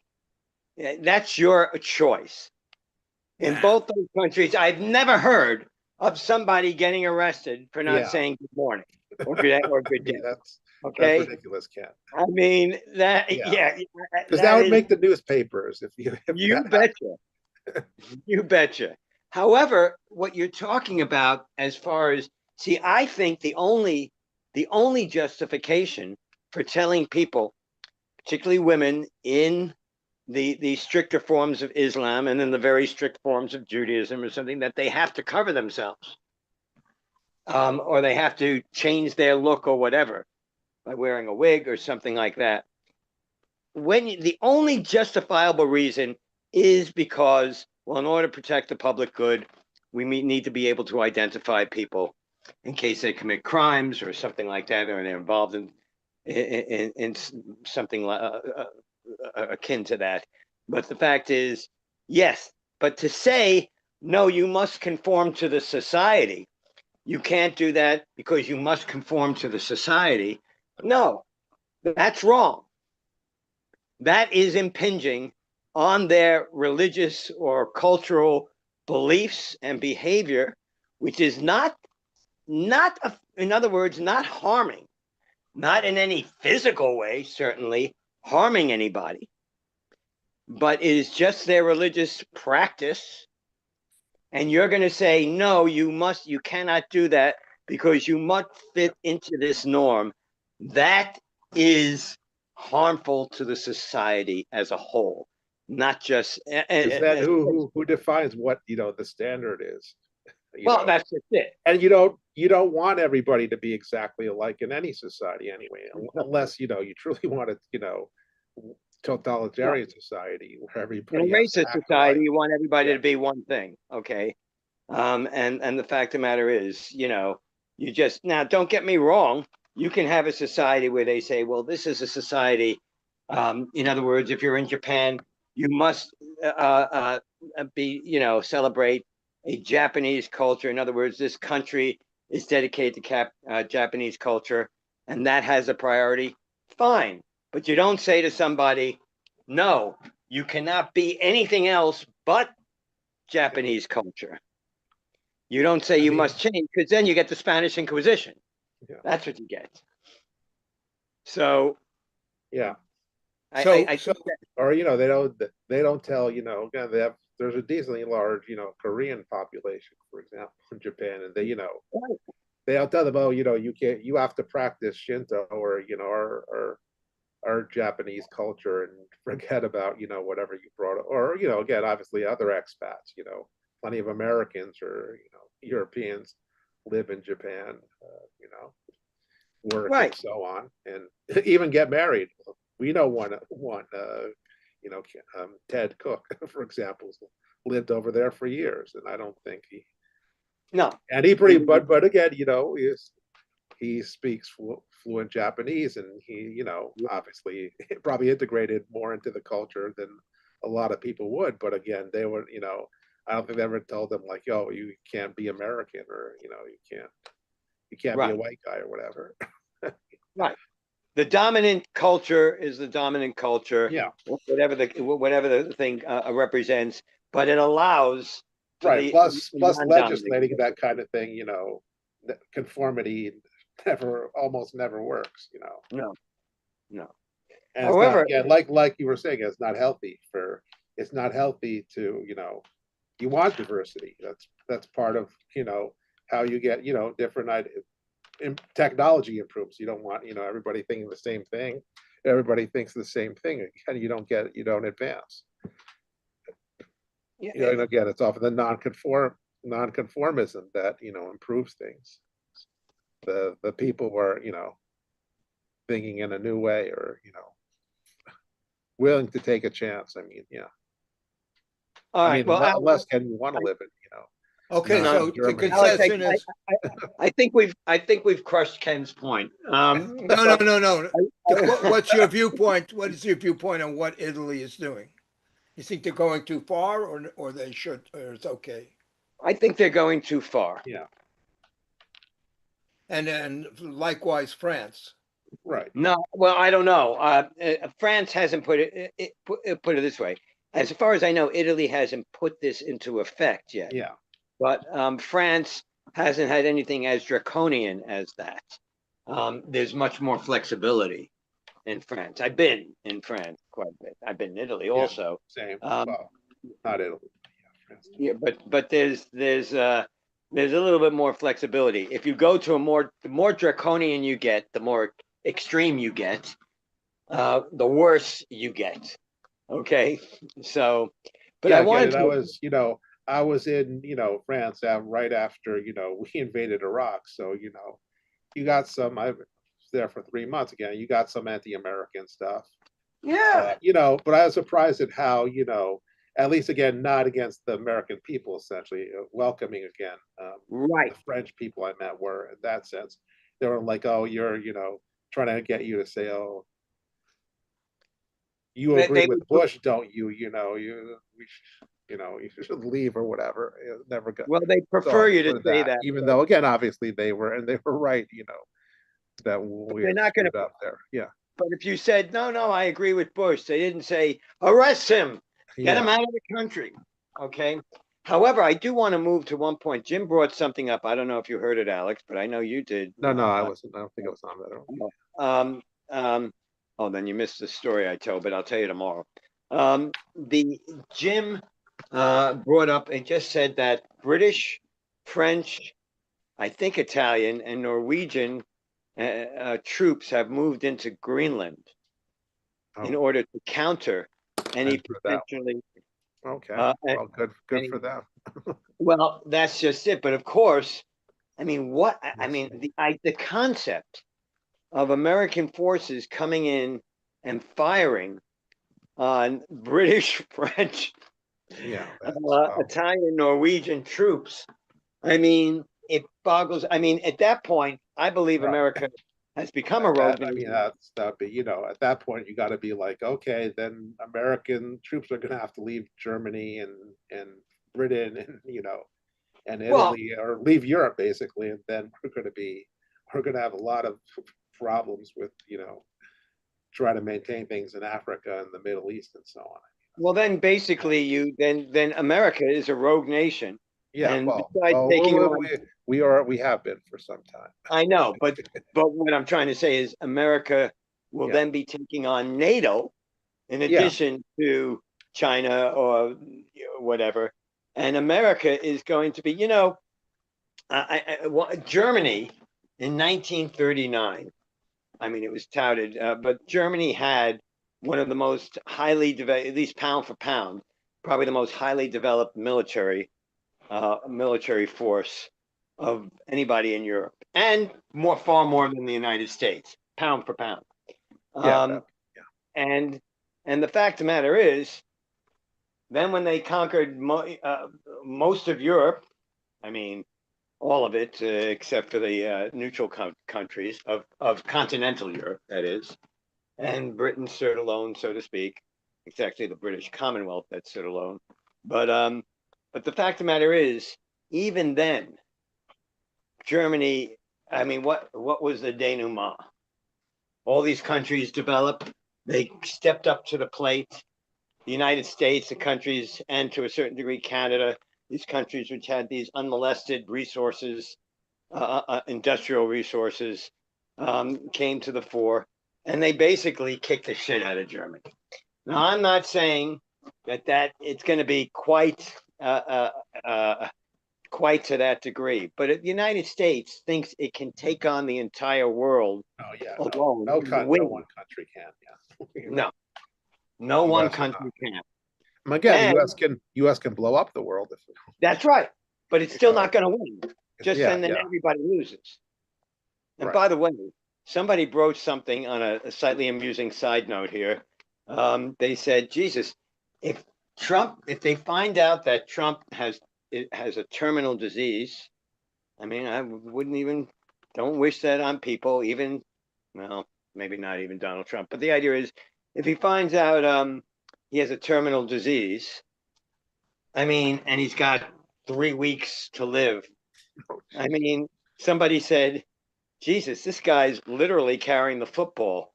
What if he decides, hey, if I got to go, so does everybody else? I just thought it was an interesting side.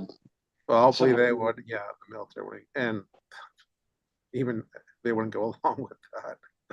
I don't think so. I imagine they want. He just says, let's nuke everybody. It's like, let's target. I want to, we're gonna nuke our own country or something. Theory, you could order that, but and by the way, and he's got kids and everything like that. I mean, one would hope that there's a shred of humanity left in him, but I just thought it was that he's narcissistic enough, not to want that's all his kids. That would be severely mentally ill, and but anyway, Ken. Yes. Okay. And Mike, I did want to bring up. Well, again, this is non-Trump, or partly Trump related, but not kind of tangential, which is what I don't know. Well, you haven't been watching CBS News lately, any of you guys? Well, not about this whole just how much of a train wreck Dokapil is, or have you seen the clips of him? Just Of who? I the, didn't the hear new you. CBS anchor, you know, the one who said he's going to be better than Oh, Cronkite, and has been like a train wreck essentially because he's, you know, incompetent. You know, it's, as I was saying to some people, it's like the Peter principle at, you know, somebody promoted way beyond, you know, their capabilities. But again, you know, no, he just should be like, used well, for that what right you should now. expect when, you know, putting Barry Weiss in charge, because she's not competent to run a network, obviously, But or wait a second. newsroom. But Alex, you've got the government operating that way. People promoted way Yeah, beyond yeah, the level yeah, of no. competence. So the idea is that it doesn't surprise me, but what CBS News, I'm sorry to say, CBS News, like a lot of my favorite restaurants, is pretty much gone. I don't watch them anymore. I can't Yeah. go there. They've changed hands. The food isn't as good. They don't make the same good meals. So you go to another restaurant. I haven't watched CBS News since this happened. It does bring up a much bigger thing, which is that if Well, the people decline can of just, journalism. Yeah. well, the kind of journalism due to the fact of people with political agendas buying up the Oh, yeah. news media, and then we return to the kind of journalism we had at the start of this country, which was basically no journalism at all, just op-ed.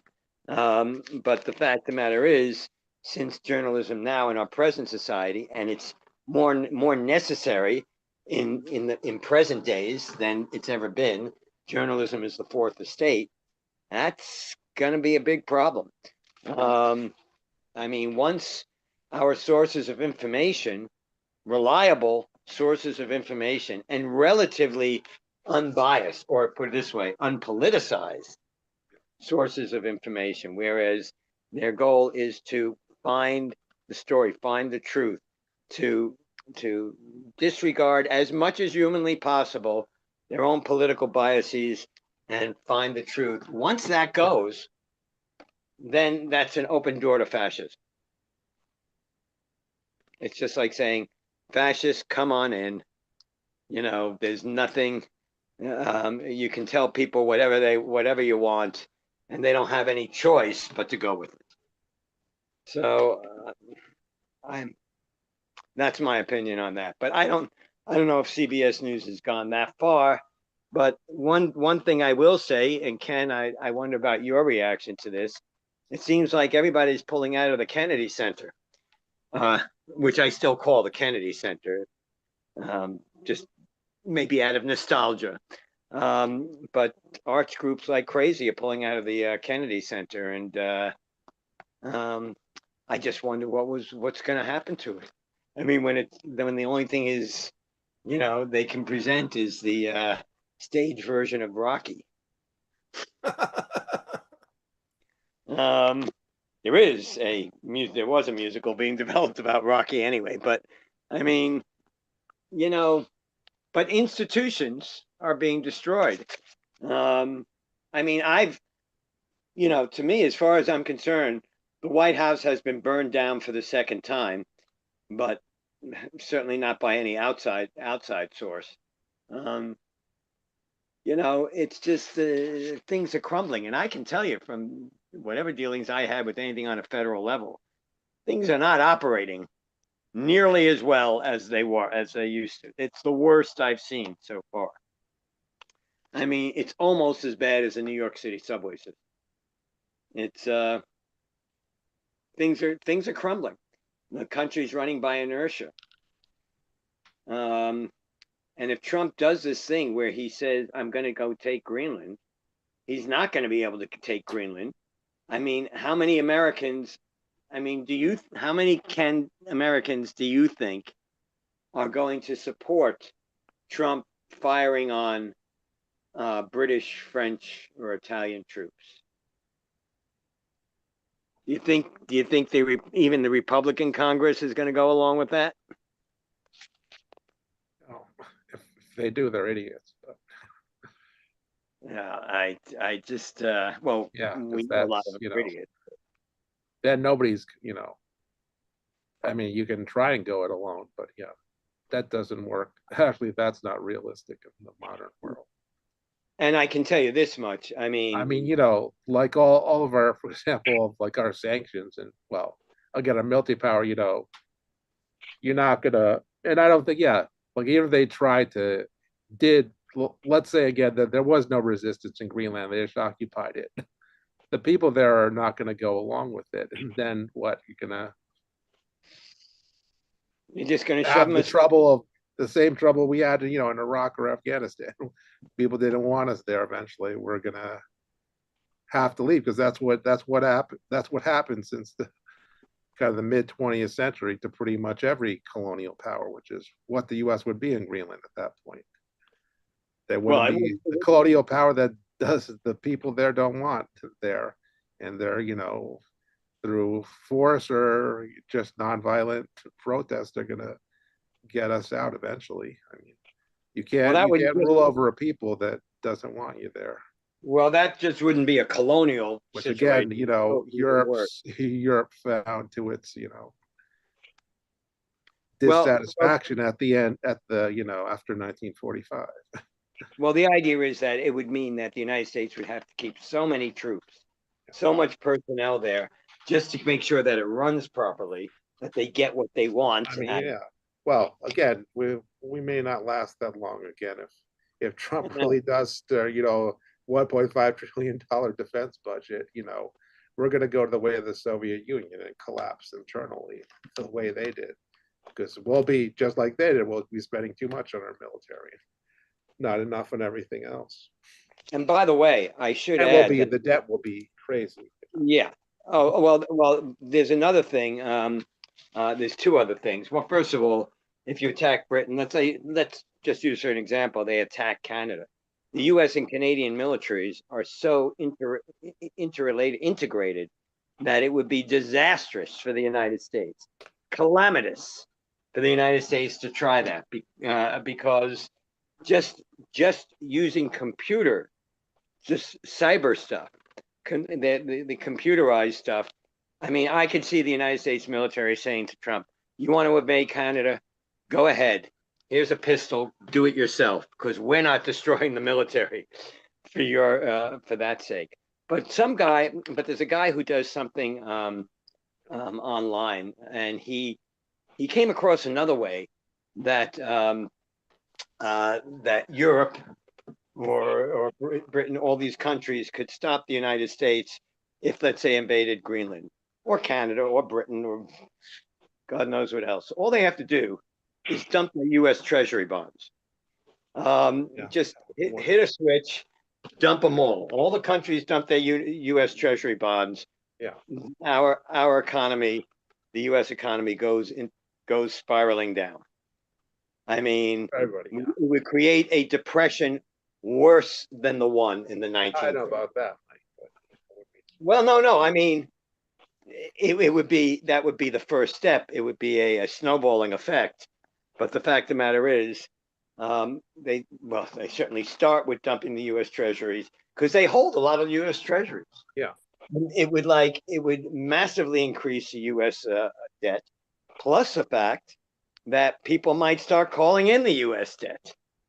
I mean, economically, it would be certainly the worst economic disaster to hit the United States since the Depression, and there's some theory that it might even be worse than that for the United States. And these other countries may take a hit, but not as big a hit. So Trump's playing with fire. He's playing with fire, and not only that, now it becomes counterproductive to himself because he has investments in all these places. So I don't know. It's really insanity. What we're dealing with is insanity. So welcome to the insane asylum. Let me ask Daryl a question. Daryl, would you be agreeable with the U.S. invading Greenland if they were going to make you the mayor of the capital? No. No? Okay. How would that help? It's too cold up there? No comment. What do you Well, think? Do you think he's crazy? Do you think there's something mental illness with Donald Trump? Yeah. Just he's trying to distract, as he always does. He's just, Uh-huh. going after different things to so people don't talk about it. Him and Epstein, and or how crappy the economy is. He's just, again, it's always with him. It's always about distracting from what's really going on, and oh, well, here's a new shiny thing for everybody to look at and talk about. That's Right. why it keeps changing from one thing to the other. Something, Yep. just anything to distract from how by the crappy way, things really are. there were some additional videos about ICE. I'm going to say one thing about ICE. I have seen one or two videos in which the ICE agents did behave reasonably, where they said, just, could we see your ID? If just show us the ID. If it's legitimate, go on your way. It only take a few seconds. The guy would be mouthing off to them and said, look, sir, you just show us the ID. This would be over already. Okay, I saw one or two. But then I saw about 9 or 10, much more similar to what happened in Minnesota, where they just go over. One guy was filming them with a cell phone. He wasn't talking. He's filming them with a cell phone. And then he turned around. He finished filming them, and they shoved him down on the ground on his face. Um, they weren't arresting him or something. They just said, watch this, Now he's not filming me. Boom. Down he went to the ground. Unfortunately, somebody else was filming it. But yeah, this whole ICE thing, I mean, and the idea of doubling down on failure.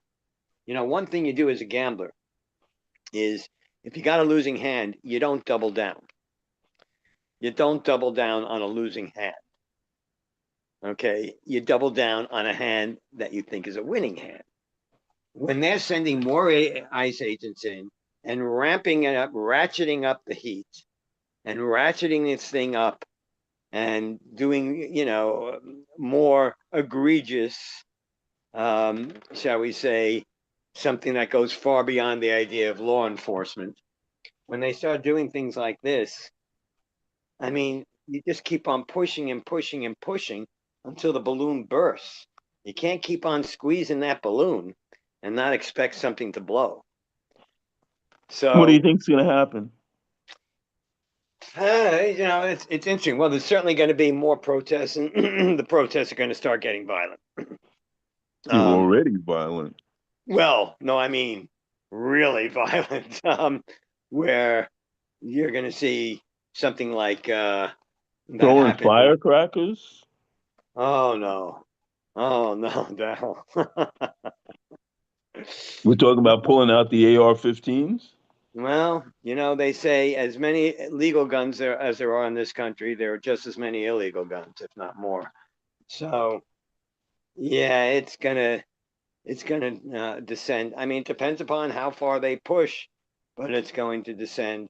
Look, if somebody's coming into your neighborhood and just arresting people willy nilly, and then they start shooting or manhandling people who aren't even immigrants or something like that, but are just trying to defend somebody, um, you've got a choice. Then society, the citizens have a choice. You either resist or you accept basically a fascist takeover. You accept fascism or you resist. But when it comes to your own home, I mean, or you're driving down the street and you see somebody bothering somebody, you say, hey, you can't do that.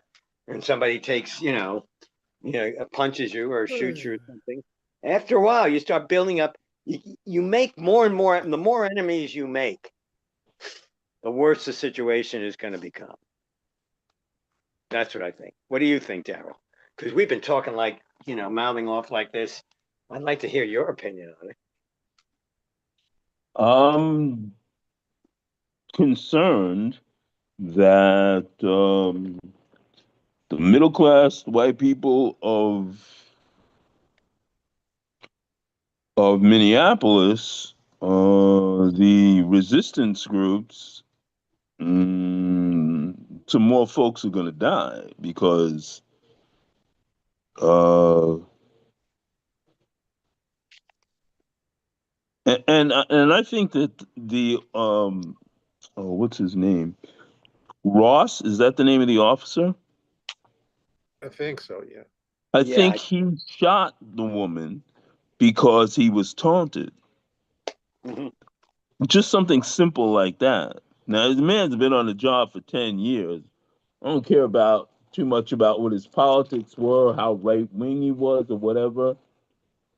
But I think he might have been having a less than pleasant day. And if somebody says, "Hey, big boy, just why don't you just go to lunch, all right?" Yeah, I'll go to lunch. Yeah. And bang! I mean, I don't even see where he was in front of the car. That's the piece that I don't understand.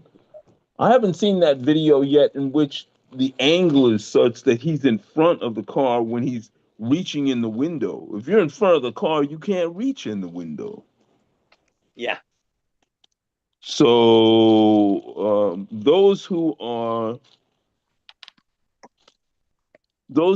who are defending him,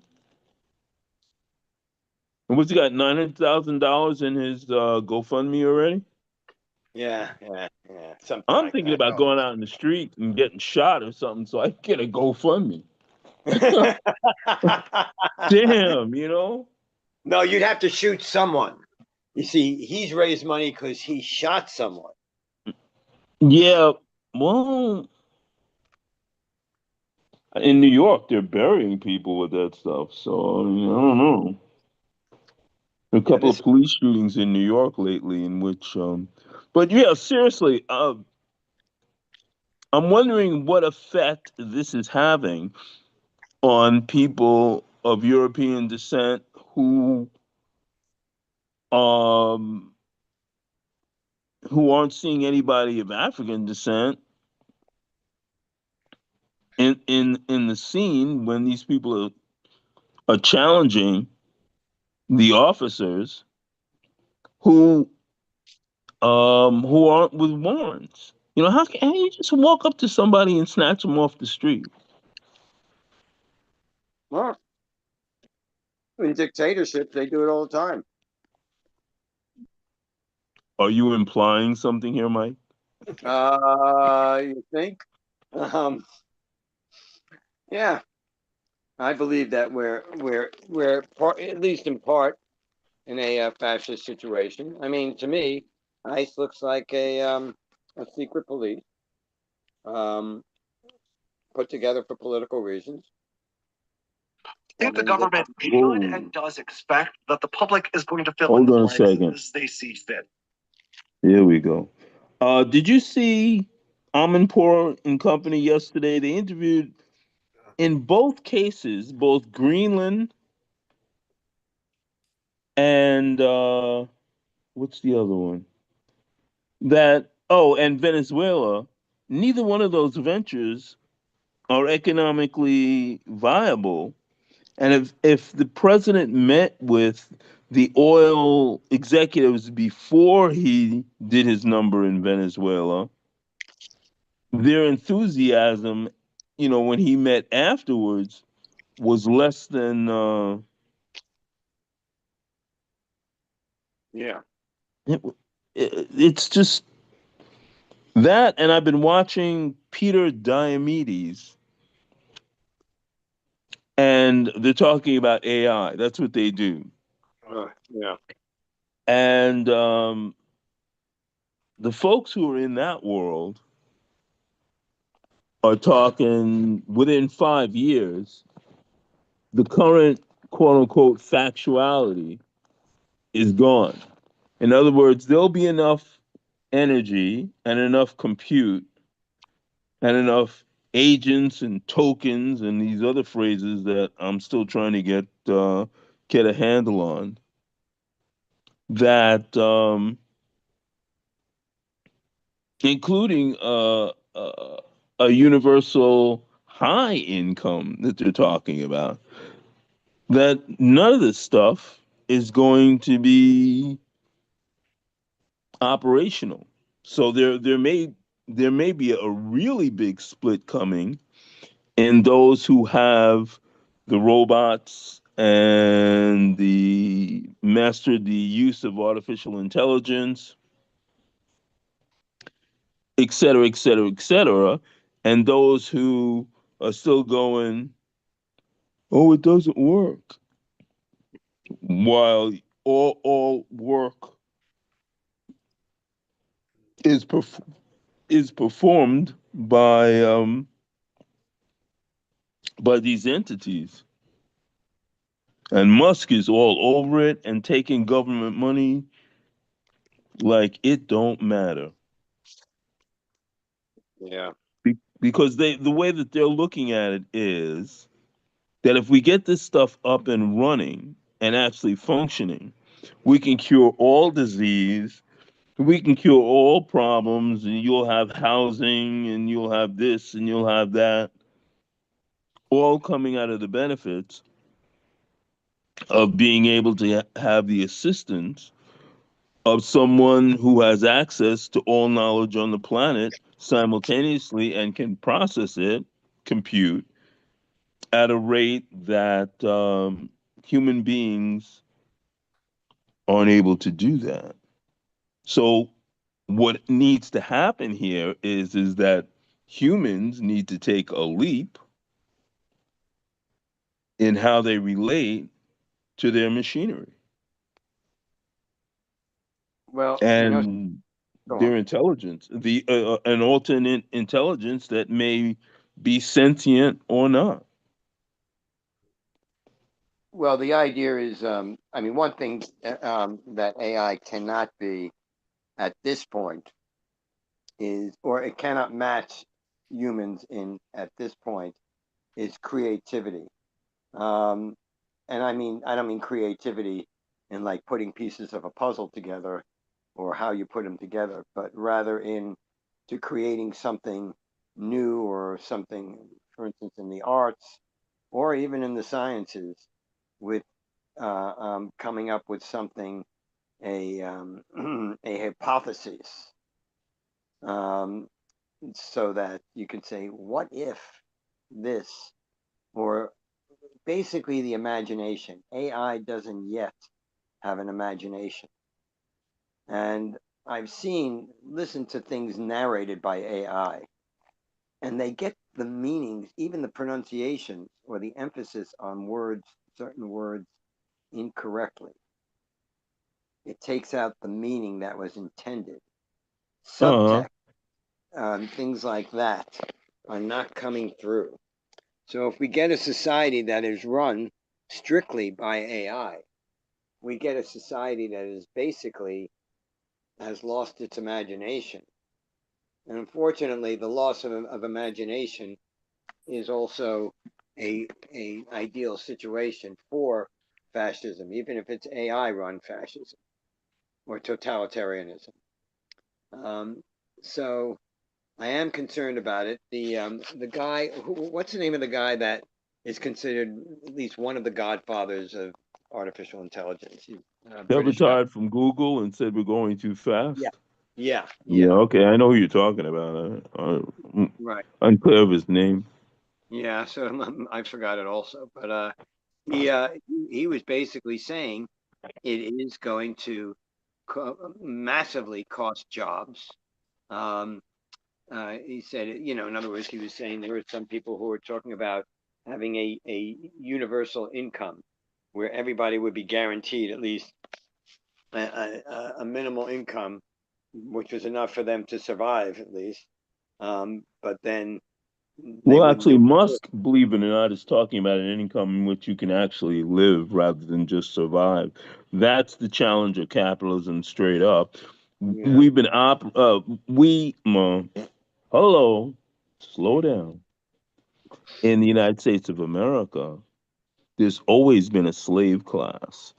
To this day, there's a slave class, and there's a working slave class and a non-working slave class, and then there's the rebellious class that provides your prisons with fodder, and all of that could be wiped out in a minute if you provided purpose and employment and housing and food and a reason to do. You got to have a why, or else none of this stuff works for humans that I've seen anyway. Yeah. And the why is very often just to put food on the table. But the fact is, yeah, you're right. But the idea is, you're right. In a capitalist society, how do you provide a universal income for people that aren't really going to be contributing? Are there So, no workhouses? yes, Right? exactly. That's how many, I should say not most, that's how many people got arrived in the United States.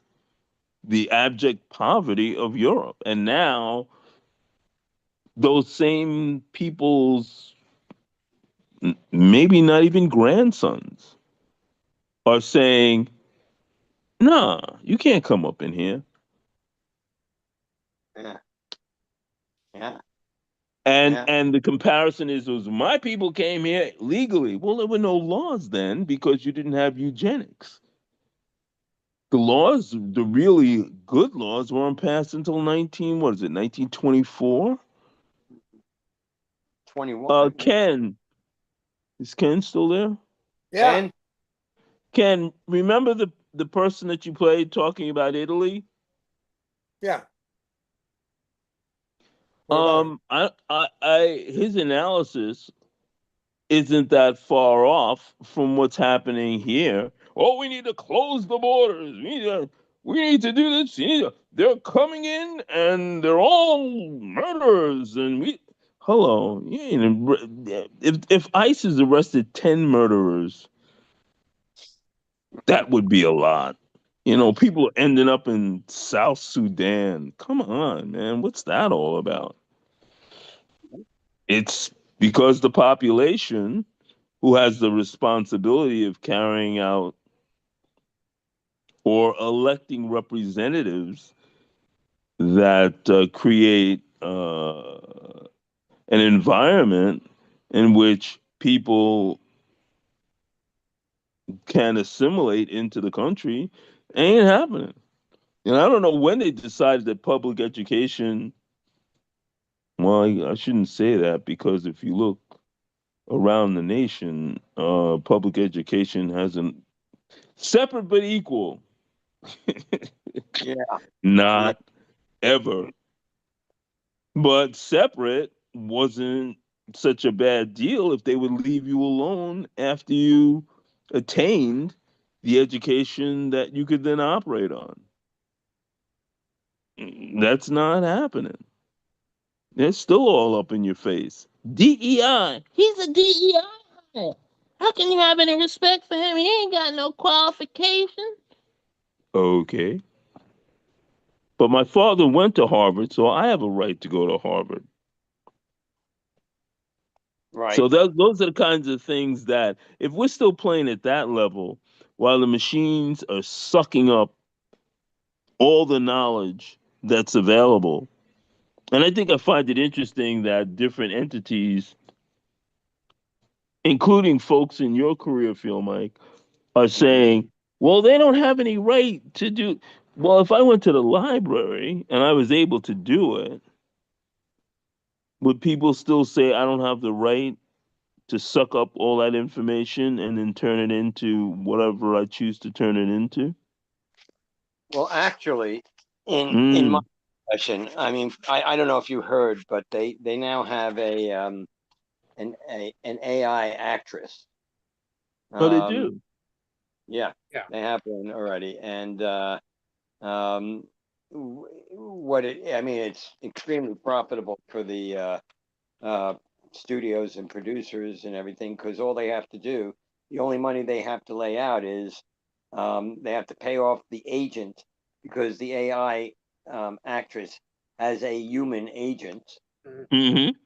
and they pay him That makes sense.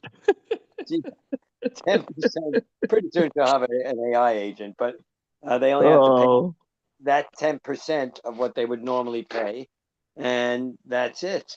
And it doesn't work on stage, but it works in movies and television. And there's a problem I know in my profession, which is that will actors, in other words, great writing and great acting, it's not going to be able to reproduce. But people don't. Well, They've lost the ability to tell what great acting or great writing is for the most part. So you don't have to give them Tennessee Williams or um, I don't know, the great play. Anton Fugard Yeah, exactly. or Or gosh, my brain. But the brain. deal is that that's the point of, as far as I'm concerned, that's the point of artificial intelligence. To then re-educate those who have never had the time nor the ability to develop a taste for those things so that they're able to determine what it is that they like and they may not appreciate as much with some uh, with some education as to what the standard might be. So you Well, could have a standard of Martin Lawrence and what's the guy's name? Does the chase thing. But anyway, you could have that standard, or you could have Richard. Oh, come on, brain, or George Carlin. Richard Prior. Pryor. Thank you. Yeah. So, what's the deal? You Well, know, but the fact is, you can't. I mean, or Richard Mort Pryor. Saul. Yeah, I mean, but you can't. AI can't reproduce them. And here's another thing AI can't do, at least for the present, is Yet, that yet the in other words, let's say it's teaching people to act, to be an actor. Well, they can come up with okay, you have to know the character, the circumstances, blah blah blah. It can teach that, but then, and it's having them go through a scene, and then the actor, the human actor, says, "I've got an idea. Can this work?" AI can't answer that yet because the idea that but see, that's coming really quickly. That's the piece that people are upset about. That each iteration and the improvement in programming is spitting out more of the stuff that you said, well, that no machine could do that. yet. Well, by interacting with itself, um like I said, check out these discussions. I even watched Elon Musk the other day, and although he watching him and listening to him is a real different experience in the context that he doesn't stutter exactly. He perhaps it's because he's thinking at the same time he's speaking. Um, it's a very unsmooth delivery. Yeah. Mhm. Yet once again, he's got contracts on top of contracts coming out of this government that they can call it a public-private partnership, and that's what these guys are all about. Government's never done anything right, but Mhm. well, from what I see, after the angel money, after he's able to save SpaceX with a loan from Peter Thiel when he was down to his last rocket, um, these guys ain't playing. Your money is my money is my money, and everybody else's money is my money. And then they got this whole thing with Making demand for government bonds because of crypto. We're in for a ride that I don't think most people even know how to approach it because it's so different than the slavery that we're used to. I mean, Yeah. this is like a whole different thing. And they're talking about health, and they've got these tests, you know. In the beginning, it'll only be for those who can quote unquote afford it. But eventually, especially if you're going to maintain any kind of a physical defense force, and you may not have to do that in the context that the advances that the robots are making, that's really disturbing. They were showing a robot doing karate, and he just took this black belt and kicked him in the chest and knocked him on the floor. Wasn't a pretty picture. So there's some stuff out there that people need to be while they're uh, shining up their AR-15s and punching little grannies in the head. RoboCop is right around the corner. Yeah. And the idea is who programs it. Um, you see that the problem with AI is that we can say AI can do wonderful things, but it's not going to be designed for that. It's going to be designed to make, more often than not, it's going to be designed to increase profit, some kind of profit for the person who has designed the AI. And then once the AI has that mode of operation, of thinking, then it will eventually just decide to increase its own profit. But it's going to be coming from that place, so to speak. It's if AI is designed, just like a human being could be designed to, you know, help other human beings, and that is the priority, that's one thing. But if it's designed to increase profit for itself or for the humans that it's aligned with, then it has a very negative effect. And I think we've seen that at least as often as a new technology does good things, it does bad things as well. I mean, we all remember when computers, people were telling us, well, computers will make your lives easier. It'll be, in other words, it'll give you more relaxation time or something. But in many cases, if not most cases, it's created more stress because then, in other words, it's being used to just simply increase productivity.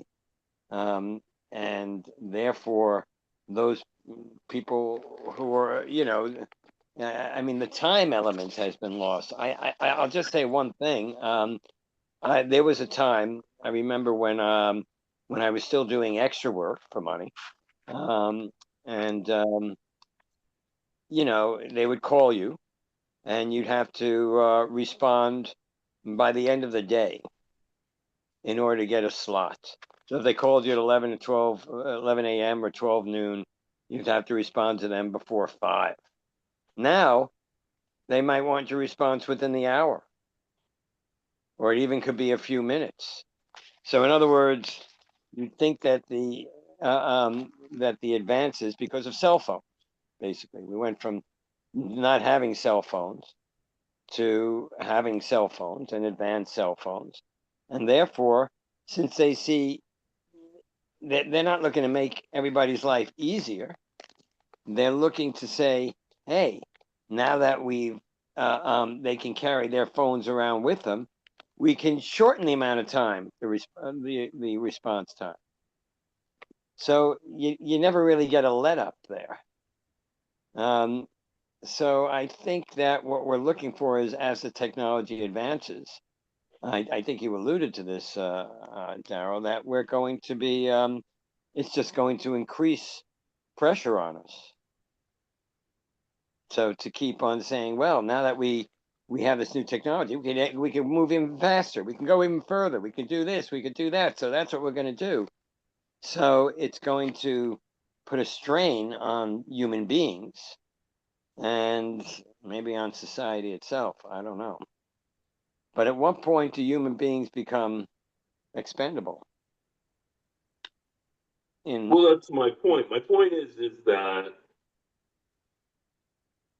I have the thought that, especially the people who are currently programming and shaping that whole world, that those people are going to survive. The idea is some kid in Uganda going to be surviving? Mm-hmm. And what do you do with all these structures that that are wasteful in the context that they're ego producing? Well, let's look at quote unquote the Congress of the United States, both the House of Representatives and the Senate. Would it be it would be possible in the very, very near future to replace that decision-making process with artificial intelligence, wherein you strip out the egos that are preventing the society from making the strides that should have been should have been made a long time ago. Now, is that a good thing or is that a bad thing? I don't know. We're going to find out. That's for sure. Yeah. Well, the human race is at a crossroads again. And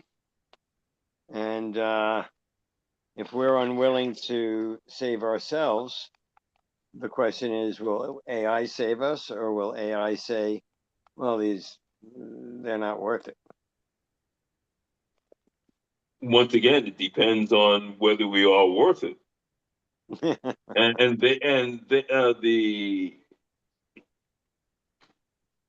The programming will be able to make that determination without the ego, or theoretically without the ego, that keeps humans always at one another's throats. Because if you look at the spiritual practices, if you look at the spiritual practices, they all point to, and all the ones that I have any knowledge of anyway, they all point to having reverence for a being that is developed at a spiritual level higher than the beings that are down on earth.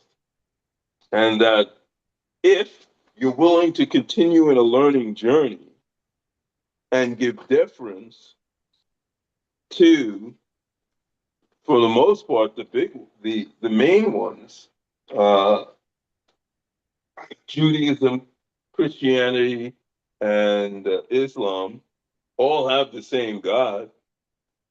Mm. And yet, who's at whose throat? Yeah. Right? Hindus have a lot of gods, but there is a structure there. And Buddhism isn't even a religion, it's a way of life in which you evolve through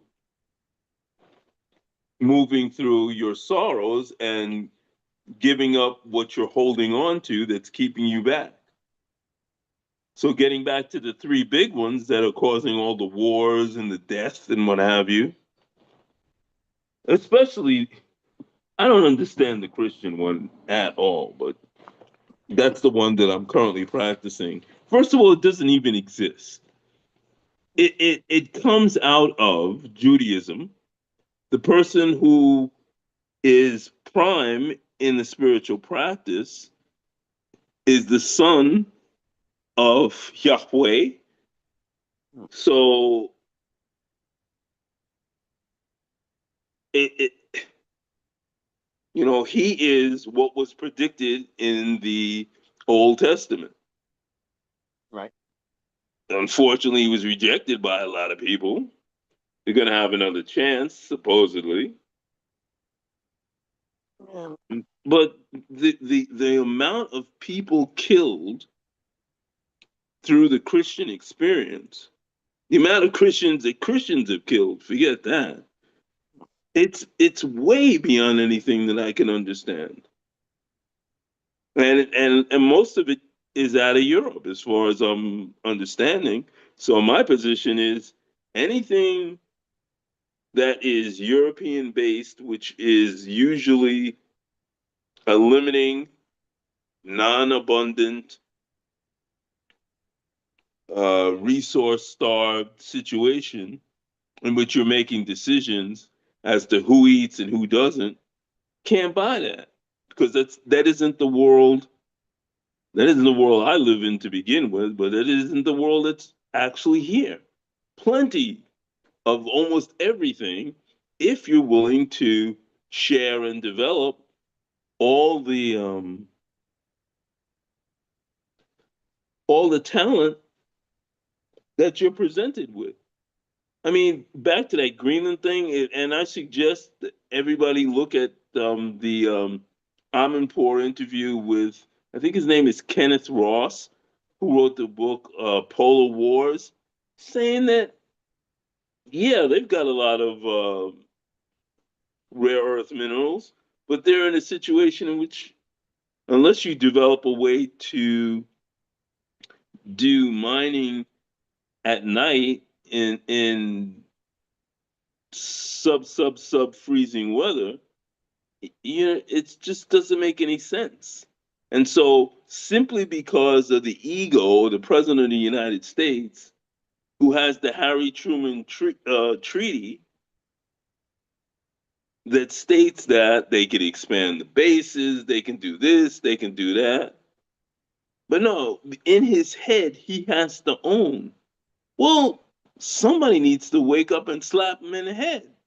Yeah. And that's Well, incorrect, actually. They need to reprogram his thinking so that he understands that he's already got access to everything, that no one wants to be owned anymore. You can't trade people like there's some kind of chip in a real estate agreement. And I found it interesting that the prime minister of Greenland is of more of a Danish descent, and the population, for the most part, is Inuit. mm-hmm. And the Primarily. Inuit said, "We ain't having none of this. We gonna be free." So I can And see some good movies coming out of that. well, yeah. At first, before the movie, will come the war, so to speak, or the no. What's happening in Greenland is absurd. You're absolutely right.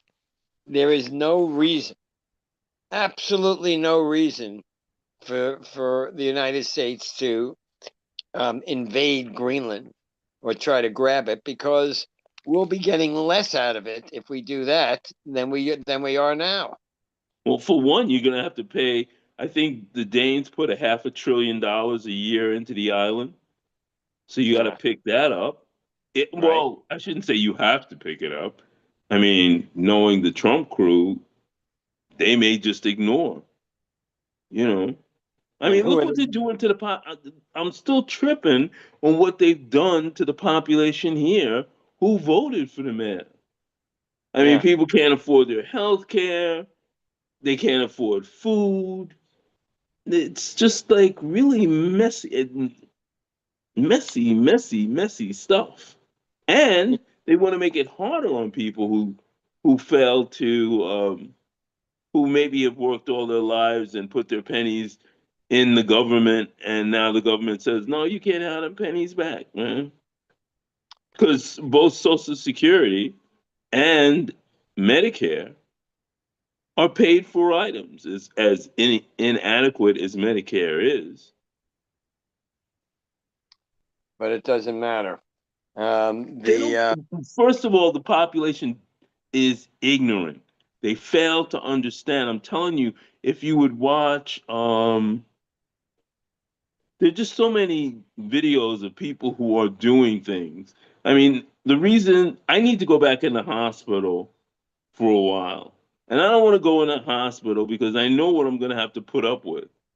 And I don't want to, I want to go someplace where I'm going to get better. And if anything, get healthier. And going in an American hospital, especially with the overwork of the staff and the it's just ugly stuff. When do you have to go into the hospital? Probably should have done it in December. I've been putting it off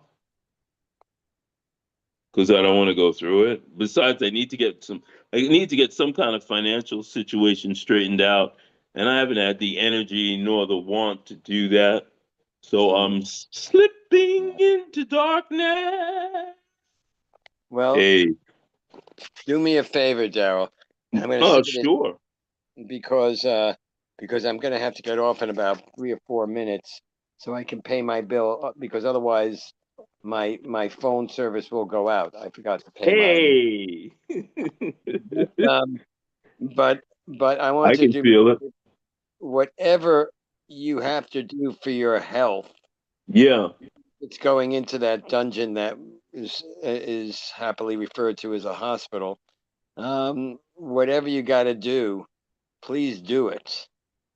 Um, I mean, I understand and I'm with you and I sympathize as far as putting it off and having to work it out financially and everything like that. I know exactly what you mean, but when push comes to shove, please take care of your health, especially if it's getting to a point where they, it's bad, where it's getting critical. No, Please. it's not critical yet.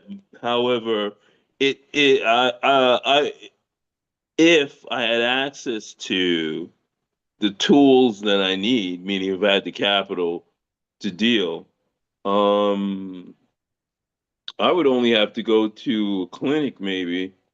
I would be or have somebody come in and do what they need to do on this body, and you know, I don't really need to be in the hospital to get done what I need to get done. I need to get out of my head and move on and have someone do a little daycare in here, have a nurse pop in here every once in a while. Can't even blame the insurance company because I haven't been in a heavy dialogue, but I could use $2,000 just to take care of the three or four visits that I did last year. And I've got really, supposedly, really good coverage. So, do you know they charged me? I was in North Bronx Central Hospital, and they took me in an ambulance. Not, yeah. What do you call those? Ambulette. They Ambulance, took yeah. me in an ambulette down to Jacoby to take a test because they're linked up in some fashion. They're both city hospitals, right? Yeah. They charged me for that ride. What? Yeah, I got a bill for the ambulette. Wait a I'm second. going to dispute it and see what's going on when I get around to it. But They I mean, it's moved stuff you. like that that, hello, if you don't have the equipment, you send me down to get a test and then you're to charge me because you don't have the equipment? Have the No, I equipment. don't think so.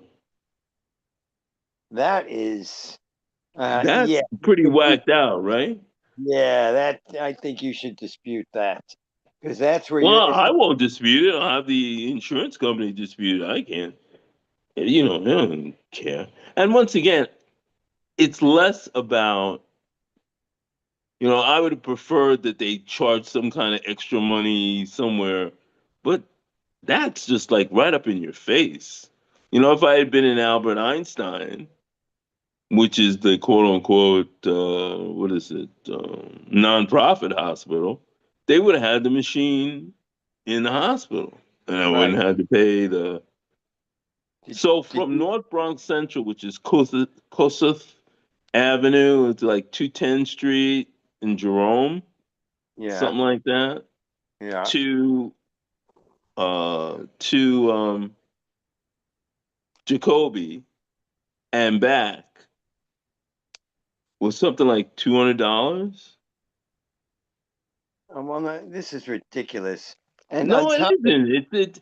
When you think about it, that's what it costs them to do it that way. yes, but the idea is Yes. And you in this go, case, it's a city hospital. So, as a citizen of New York City, my council person should provide for the hospital so that that isn't going down that way. I didn't know that New York City had a healthcare plan.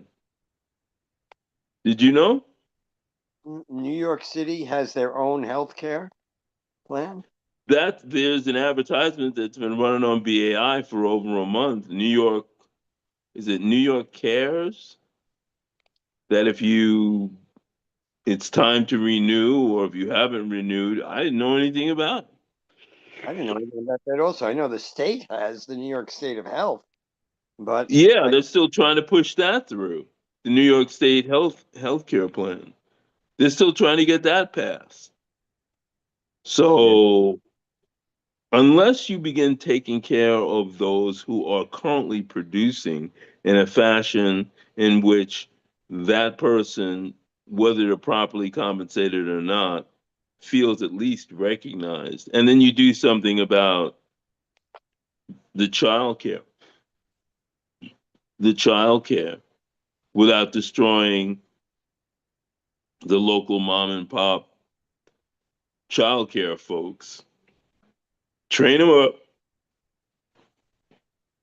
so that they can train up the kids. well, But you know, more and more, we need to become more self sufficient. Everyone should have solar panels on their terraces and maybe there's something that you can stick in a window and generate energy. Should be generating sufficient energy to cover your own needs so that they can cut down on this. the grid charges. Yeah, Yeah. so what's interesting is that the AI guys, all they talk about is energy and compute, not even so much about software. If you have enough energy and you have enough compute, you can solve any problem currently presented to humans on the planet. And that's what they're looking at. And they're looking at doing it within 5 years. Well, if they can solve my love life, that would be nice. But they have to find the Talk to right. your chat bot and see if they can give you a strategy that will, put you in the right place. You're in the right business. You know something, Daryl? I have a different point of view. My thing is, if AI is so smart, then I'm going to tell AI, find the right woman for me. No, I didn't say that. I know you didn't say it. But I that's said my, strategy so that you can find the right woman for you. And then well, be in places where the right woman might be. well, you know something? It would have to know what the right woman was, so we'll see. But Daryl, I have to tell you, I have to get up. I got to pay my bill. Hit it Otherwise, and quit it. um, but Since I so slept through Daryl, most of the meeting. what? I said since I slept through most of the meeting. That's Yeah, okay. okay, listen. I was doing a lot Michael, of the talking, so I understand. pay the bill and give him a tip too. Okay. All right, guys. I will see you next week. Daryl, take care of yourself, please. All of you. Always. But I'm looking for Yahweh to pull it out, and he's saying I gave it to you already, man. No, no, Yeah. let Michael go. Let Michael go. He's got to pay his bill. Yeah. Well, don't worry. Anyway, good luck to all of you in the meantime. And how do I get out of here? Just say L'chaim, good night. Good night, Mrs. Calabash. Wherever Wherever you wherever are. you are, But I can't. Oh, leave. Oh boy. you touch it, and yeah, they made this thing really much more complicated than it needs to be. I know you I can't like even the get old free. one. Yeah, All right. No, you I've see got. it? Yeah, I've got it. All right. Cheers, guys. Bye Bye bye. bye. Okay. All right. Is Daryl. Alex still So there? no, he split too. I Ah, didn't notice. I then I kind need of to have you read the book, Polar which book? Wars. Are you a What's the member of book? PBS? Yeah. Well, check out the interview that this guy, what's his name? If it wasn't for screenshots, life wouldn't be worthwhile. Is it on this? On this? On this? On this? Let me see if I put it on here. Because I've been changing phones.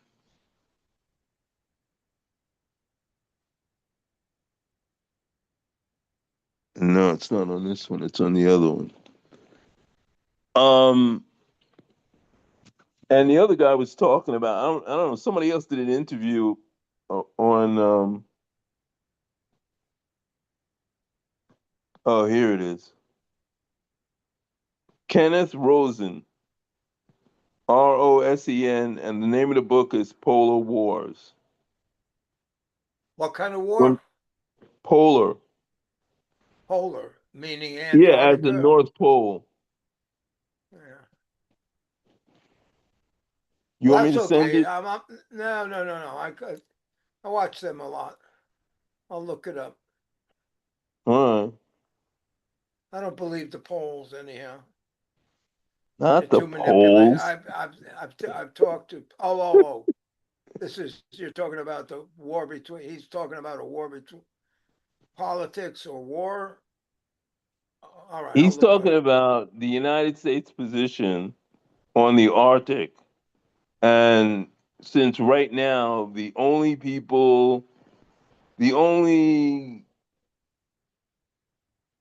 I'm trying to think of what you call it, the only trail through the ice that's breaking up is in Russian territory.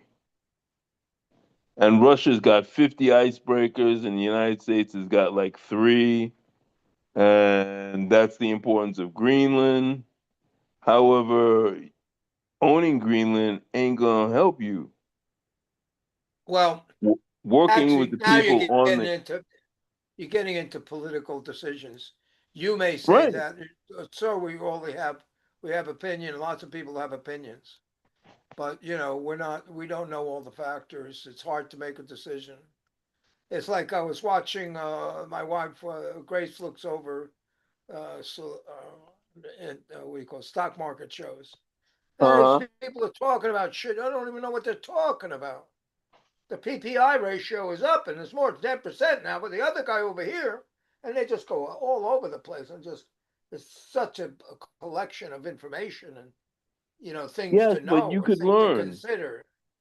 You can it's just chaotic, but it's not. But if you don't know what it is, it's like I was listening to some guys talking about the pandemic and the Fauci and the drugs and the DNA and the RNA and the other elements that were in the shots that they gave to people, and that it's going to show up in 10 or 20 years and so forth and so on. There's Not so showing much up now. detail. It's so yeah, I know. It's so much detail in it, and Yep. it's like I mean I know I mean it's a whole, but you can talk about or make a decision about what you know about something, about what you know. I don't know the biology. I never could do it with biology or chemistry. And the stock market is just chaos.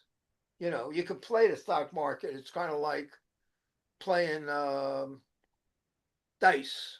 roll the dice. What do they call that? You roll the dice, you get 7 and Yeah, you lose. craps.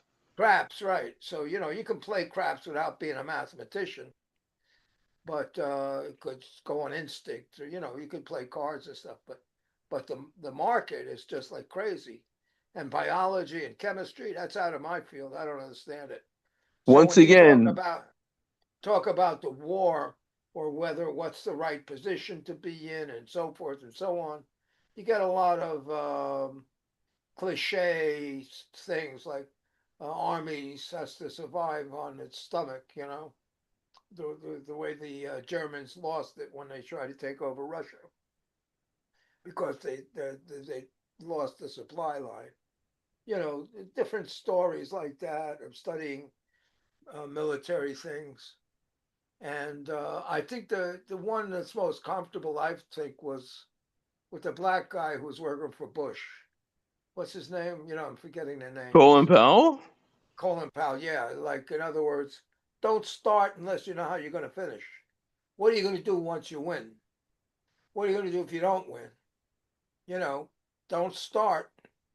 Don't start a fight until you decide what are you going to do after you beat up the first guy. What are you going to do? You're going to take care of his family. You're going to take the next guy who stands up to defend him. What are you going to do with the population? How are you going to change it? What if you lose? What if while you're doing that, you get attacked by somebody else? You have to look at the consequences. So, like Poland, Colin Colin Powell, Powell. he said, don't start unless you know what you're going to do at the end. And they didn't Don't pay any start. attention to him, so it's all right. Yeah, but well, he ruined his If you reputation. look at it, Ken, the Yeah, last I don't know, 6 wars, starting from Korea. Korea worked yeah, out better than most. Even yeah, Vietnam worked out in the end, even though the Vietnamese finally got their country back.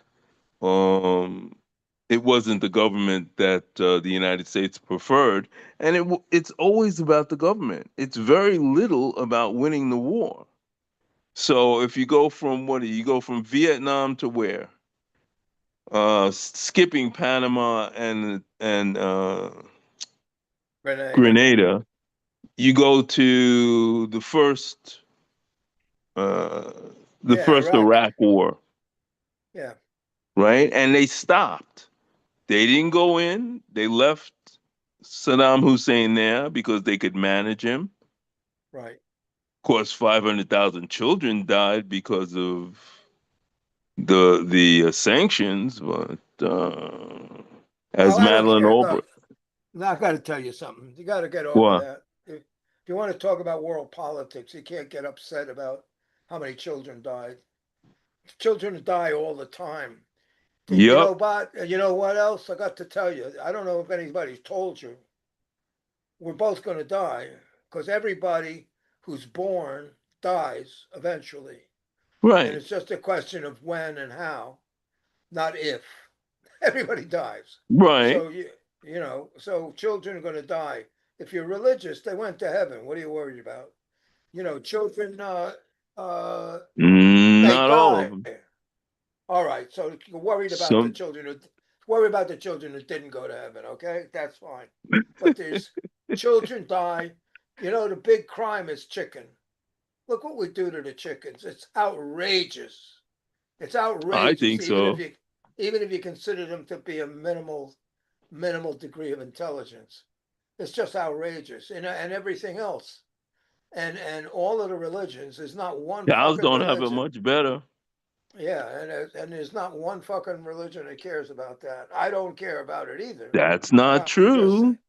Well, there's what there's You got maybe the Buddhism. Jains, you got the Yeah, yeah, Jains, and you got yeah. I the know, but I'm talking. Buddhists.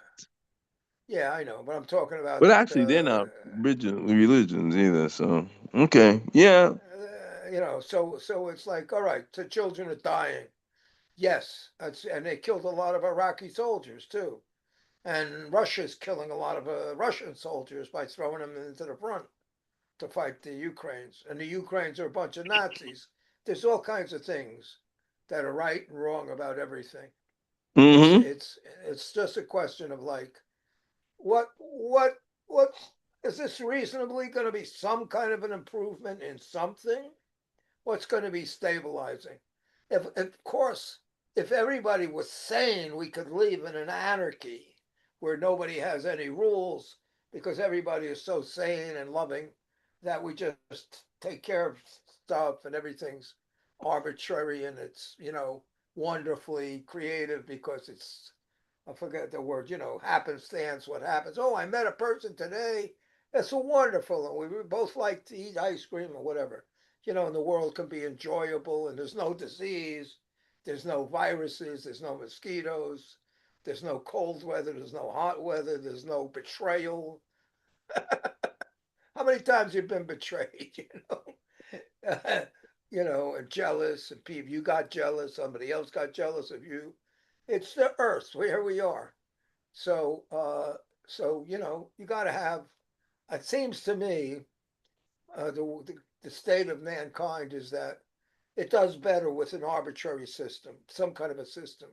I have people that we were trying to handle drug addicts, and they tried everything, including medicine and everything, and they didn't get cured until they accepted Jesus in their heart, and they followed, and they just a charismatic Christianity, and from then on, they said, I can detox, I can stop using the drugs for Jesus, just for Jesus, for the Lord. I do it for the glory of the Lord, and they were cured, and they came off the drugs, and they worked hard, and their children became senators, and everything was fine. Maybe somebody out there, a cousin committed suicide or something, or they died in a car accident. Well, that happens. But having a system, even Christianity, even AA, the 12-step program, or Scientology, or the stupid shit that the Jews do, or the Christian Baptists, or the snake charmers. They have something to believe in and they have a structure. And Islam is a structure. And that's better than, say, what do you want to do today? I have no fucking idea. I don't know. I'm going to rob a bank, or I'm going to write a letter to my grandmother, or maybe I'll jump off a building. I don't know. There is no rhyme or reason to anything. Well, the societies don't do well with that. They do better playing the games, no matter how stupid the games are. They do benefit from having playing the games. Basically, a lot of the games are corrupt. A lot of the people time gets hurt, but it's more fun to play the game than to not play the game. That's what LRH says. Who says that? Who says that? LRH. Yeah, any game is better than no game. And the best thing that I got out of Scientology was the training routines. Oh, Making TRs. sure that my thought is duplicated in your mind and That's your right. thought is duplicated in my mind so that we That's don't screw around getting all egoed out of the game, I that's never right. said that. Did you But I never what did said that. didn't you don't you find the TR0 was a spiritual event? A spiritual you have to just sit there and not do. Not Right. be, but don't But not do. do. Right. Right. So Most that's people do and they ain't being. right. They're all over the place. Right. Yeah, Oh, so I can't you sit and just look in your eyes. and you Yeah. just be, and eventually you start to gain reality on your actual being that you are. Right. You don't have to do something, pretend or present.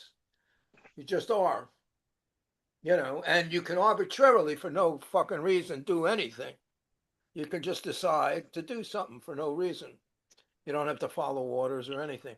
But there's a lot of good stuff in Scientology and some bad stuff. But that's good. I'm glad you enjoyed the TRs. Did you ever do the upper indocs? There's The what? it's called the upper indocs. It's like TR 5, 6, 7. It's basically, you must have seen people do it. It's basically, look at that wall, walk over to that wall, Oh yeah, touch that oh, wall. I do that now just to stay on the planet. Right. That's another thing Hubbard said. The reason that you do that is because, or you can do it without one, or could say, look around the room and find something. Look around the room, find something you like, or something like that. Because anything you do, and I'm going to use some Scientology terms, anything you can do to get into PT, present time, Right. well, there's three things. There's present time, there's the future, and in the present time, you think about the future. And then there's the back, the track, what's happened, everything else. So it's the past, present, and future. So if you're upset or nervous or anxious or anything, it's generally You're gonna go back on the track. it's from the track. So if you come into Yeah. present time, Right. you drop it. So that's something you could do when you're freaking out. Go sort your socks, go for a walk, fix the door. Go for a walk and name everything that you see, and if you That's can right. touch That's it, right. because that's the only thing. That's the only place where you can make a difference is That's present right. time. Right. Right That's right. Right. now. Okay, now. That's right. What am I doing now? What am Yeah. I doing now? So you're already delayed because of the way that you interact with the environment you're in. Because Yeah. by the time your eye sees and your ears hear whatever it is that you're reacting to, it's already way past tense. Right. You know, So m- so yeah, sometimes even by and it tenths of a second. and there's some parts of Scientology that coordinate with Christianity, like what Jesus said. What does he? I think I don't know the things. I'll paraphrase it, but like, why are you worried about tomorrow? You see the bird? Does the bird worry about anything? No, it just Right, sings. Matthew. What is it? Matthew 6:19 or something like that. I'm gonna get good Wow. at that at one point. Oh, you'll impress people when you do that. No, I If don't want to people, impress them. I want them no, to no, tell them no, to no. go there. That's Pick good. up the book, pick up your phone, go and look at what the man said, and that was 2,000 something odd years ago. How come we're 2,500 still years playing ago. with it? That's right. So don't worry about it. Go look at the birds. The birds don't worry. The one that I thought was really good was, and I think it's from the Bible, although I was all very much influenced by a book called the Akashic. No, no, it's called the oh, I forget. It was a book about uh, Jesus Christ before he was 33, before he Hmm. became bad. But anyhow, so I think it was in the Bible. He says, when you pray, go into the closet, Right. put oil in your hair so everybody thinks you're okay, and go into the closet and pray so nobody can see you praying. Because if Right. people see you and they think you're very righteous, well, I'm not listening. Because No, that that's means what no. That's your that's you reward. get your reward. That's your reward That's if your you reward. The what other people are people. giving you your reward by recognizing you. However, if That's you're in right. the closet, then your Yeah, reward comes from Yahweh.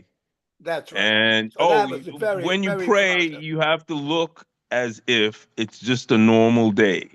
That's Even if right. you're fasting, that's what the oil in the hair and everything Right, is right, about. You right, have right, to right. look like Senator Bernie Sanders. Um, he So just dropped in on our conversation.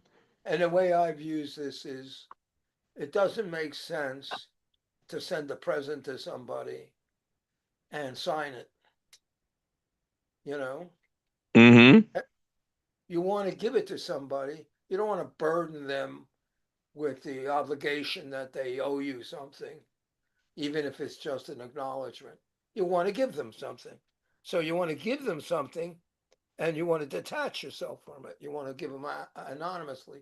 And it's funny because they're doing this a lot in YouTube, little YouTube shorts, which they probably make with AI. But the people that do this, they talk about these people that did it, like Dean Martin or Phoenix. What's this guy's name? The guy who was in the Yeah, Matrix. you're talking about not River Phoenix, but guy who was in the Yeah, Matrix. yeah, that guy, right? And he's not got no money. Another guy is the black actor that plays God all the time, um, Friedman. Oh, Freeman, Yeah, yeah, but Morgan he's Freeman. yeah, giving all his money to charity. Keanu Reeves is the other guy. And Keanu Reeves. So but they do it anonymously. Right. They do it anonymously, and then the people find out about it after they die. They see some letter he wrote or something, and or they gave up their career to take care of their dying spouse. So they give without consideration of recognition. So that's good concepts that I feel align with some of the principles of Scientology. Did you ever see the Code of Honor? I'm positive I have. I don't remember what it is, but Well, it's he says it's a moral code that nobody can make you follow this because it's just a moral code. It's not logical, but you can choose to follow it. It's a code, and he's into space opera, so it's like there's a code from 300 million years ago, whatever, a certain group. But it was like principles. Well, the Code of Honor. I'm sure you can look it up in Scientology yeah, on the internet. you can go to the website and get it. Yeah, Scientology Code of Honor. The good ones. Oh, the thing I thought was interesting with the Code of Honor was it was seemed to me to be used as a basic principle in the Star Wars trilogy because one of the key ones was never abandon a friend in need, danger, or trouble. So that's like when they went back to save Han Hmm. Solo, who had been, frozen. Life is in you today. Never regret yesterday. Make your own tomorrows. Um, oh, here's enough. This is a tough one. Um, I don't know exactly, so maybe I'd say wrong. Don't refrain from hurting an evil person in a just cause. Hard ass. Don't be afraid. Something like that. You can do something to stop an evil purpose. And this is interesting. You know the concept of an SP. Did you get that? Concept of Suppressive what? Uh, suppressive person. suppressing person? Yeah, did you ever hear that? Yeah. Yeah, okay. So if somebody fucks you over and Hmm. like legally or whatever, and then you solve it, right? Or you just walk Right. away and you avoid it. But the guy is still there, so he's going to do the same thing to other people. You can't just walk away, see, and say, "Well, I didn't get hit." What are you going to do about it when he's going to go get somebody else? Whether you know the other person he's going to hit or not, you really should take responsibility for, stopping him. You can hurt a person in a just cause if you have to. In other words, the phrase is you can use force to eliminate the bad use of force to some degree. Hmm. You have to tie somebody down so he stops beating somebody up. That's okay. Anyhow, so that's good. I think that's the key thing in sign. One of the things Hubbard said that was interesting in a lecture. Most of the Scientologists just listen to this. It's called a wall of tapes. It's like every fucking day he had the tape going. He made 2 or 3 tapes a day. You got to listen to all of them. So in this one tape, he says, it's a funny thing with Scientology. I meet a guy, and there was something the guy learned in Scientology that he thought was fantastic, and he stuck with that, and it changed his whole life. You know, one principle that really clicked with the guy, and it's different for different people. So I found that one principle I found that was very useful was not that I don't use it every day and everything, but it was like any problem can be evaluated as too much or not enough. And there used to be some processes on that. That if the guy is having a problem with something, get him to waste it. So it's like what you were talking about, meeting the right woman, right? So it would be a process of like, what could you do with how could you waste the perfect woman? You know, how could you waste the perfect woman who loves you and is intelligent and is pleasant to be with? How could you waste her? See, and because that would be if you're not having enough, because you don't have enough women chasing you. And if you had too many women chasing you, that would be different.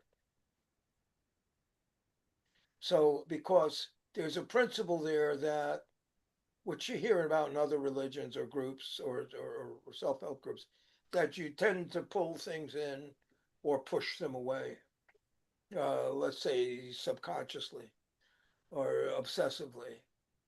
You know, you'll push them away or you pull them in. Pull in the things. So if you pull in the things you don't want and push away the things you want, that's not good. So, so I would look at that. That's a very helpful thing to figuring things out. It's a question of too much or not enough.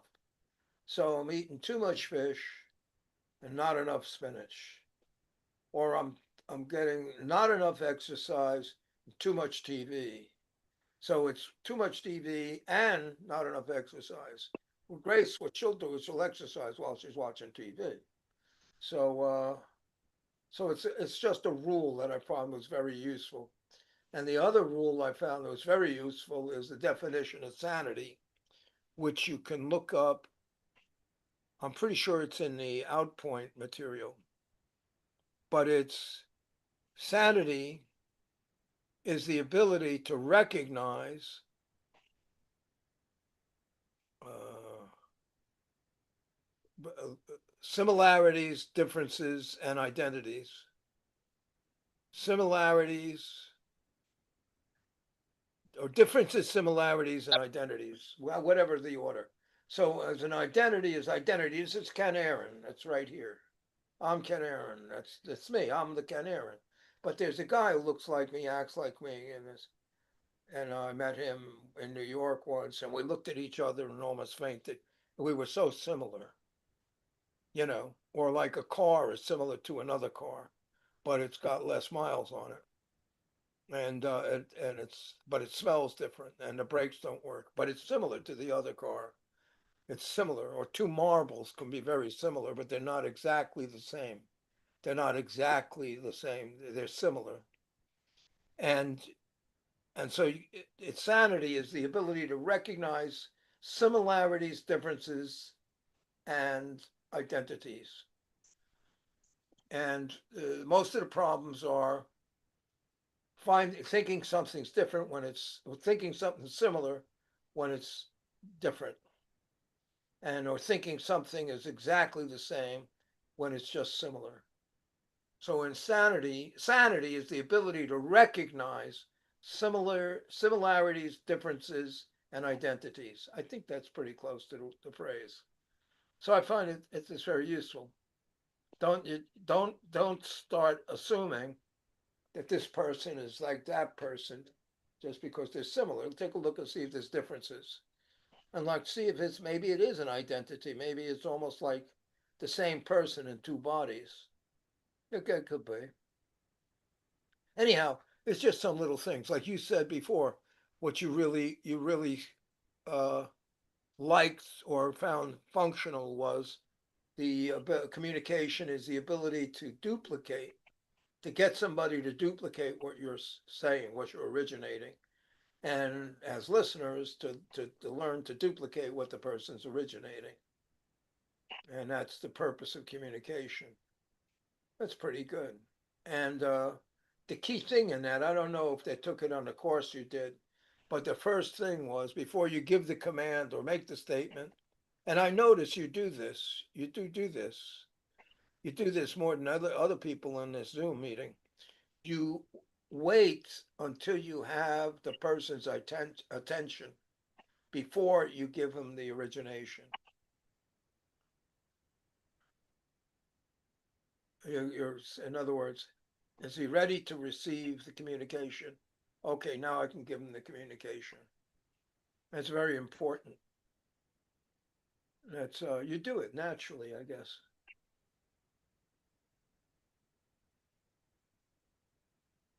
So there we are, but I think we got to end it now. It's getting late. It's past midnight. Okay, Daryl, Yeah, can we end it now? you got it. Okay. It's very good talking with you, and there's a little extra talk here. Always enlightening, my brother. Okay. Talking to you. Bye bye. I am in best of grace. Okay. A name that we both need. Yeah, a little bit of grace here and there. No, a lot of grace. I need a lot of grace. Okay. Okay, how do I get out of this thing? I got a I don't know. screen that won't Doesn't say end. no, Leave. It'll say leave. So it says leave. leave eventually once you bring it up, but I've got a screen that is I'm gonna have to turn it off in order to do it. Hold on a sec. Okay. Well, you'll Do do disappear. do do do do do. Where's Jimmy Durante when you need him? Do, do, He's there do, somewhere. do. I got a million of them. I got a million of them. Okay. Ah, okay. That ain't it. Okay. Go back here. I can't believe that I can't. Oh, there it is. Oh, we're getting close. Oh, no, that ain't it. But I did learn something new. But wanted to get to the home page to change my picture. I figured out how to do that. Uh. Oh, why didn't I watch Xena today rather than sleep? You ever watch Xena Warrior Princess? No, never heard of her. Oh, Sounds you like got to check that out. the video game. No, do you get the H&I Heroes and Icons channel on your cable or one of your devices No, there? no, no, no, no. But I can look it up. Xena, the Yeah, what? Zena Warrior VENA. Princess. Yeah, Yeah. Warrior Princess. It's a series out of the 90s. Oh, all right. Look Oh, into here it. we go. I think we're making progress. Yeah, let's see. I go here. No, I go here. Touch. Why won't this thing? Ah, here it is. And I go to here. Oh, it was there.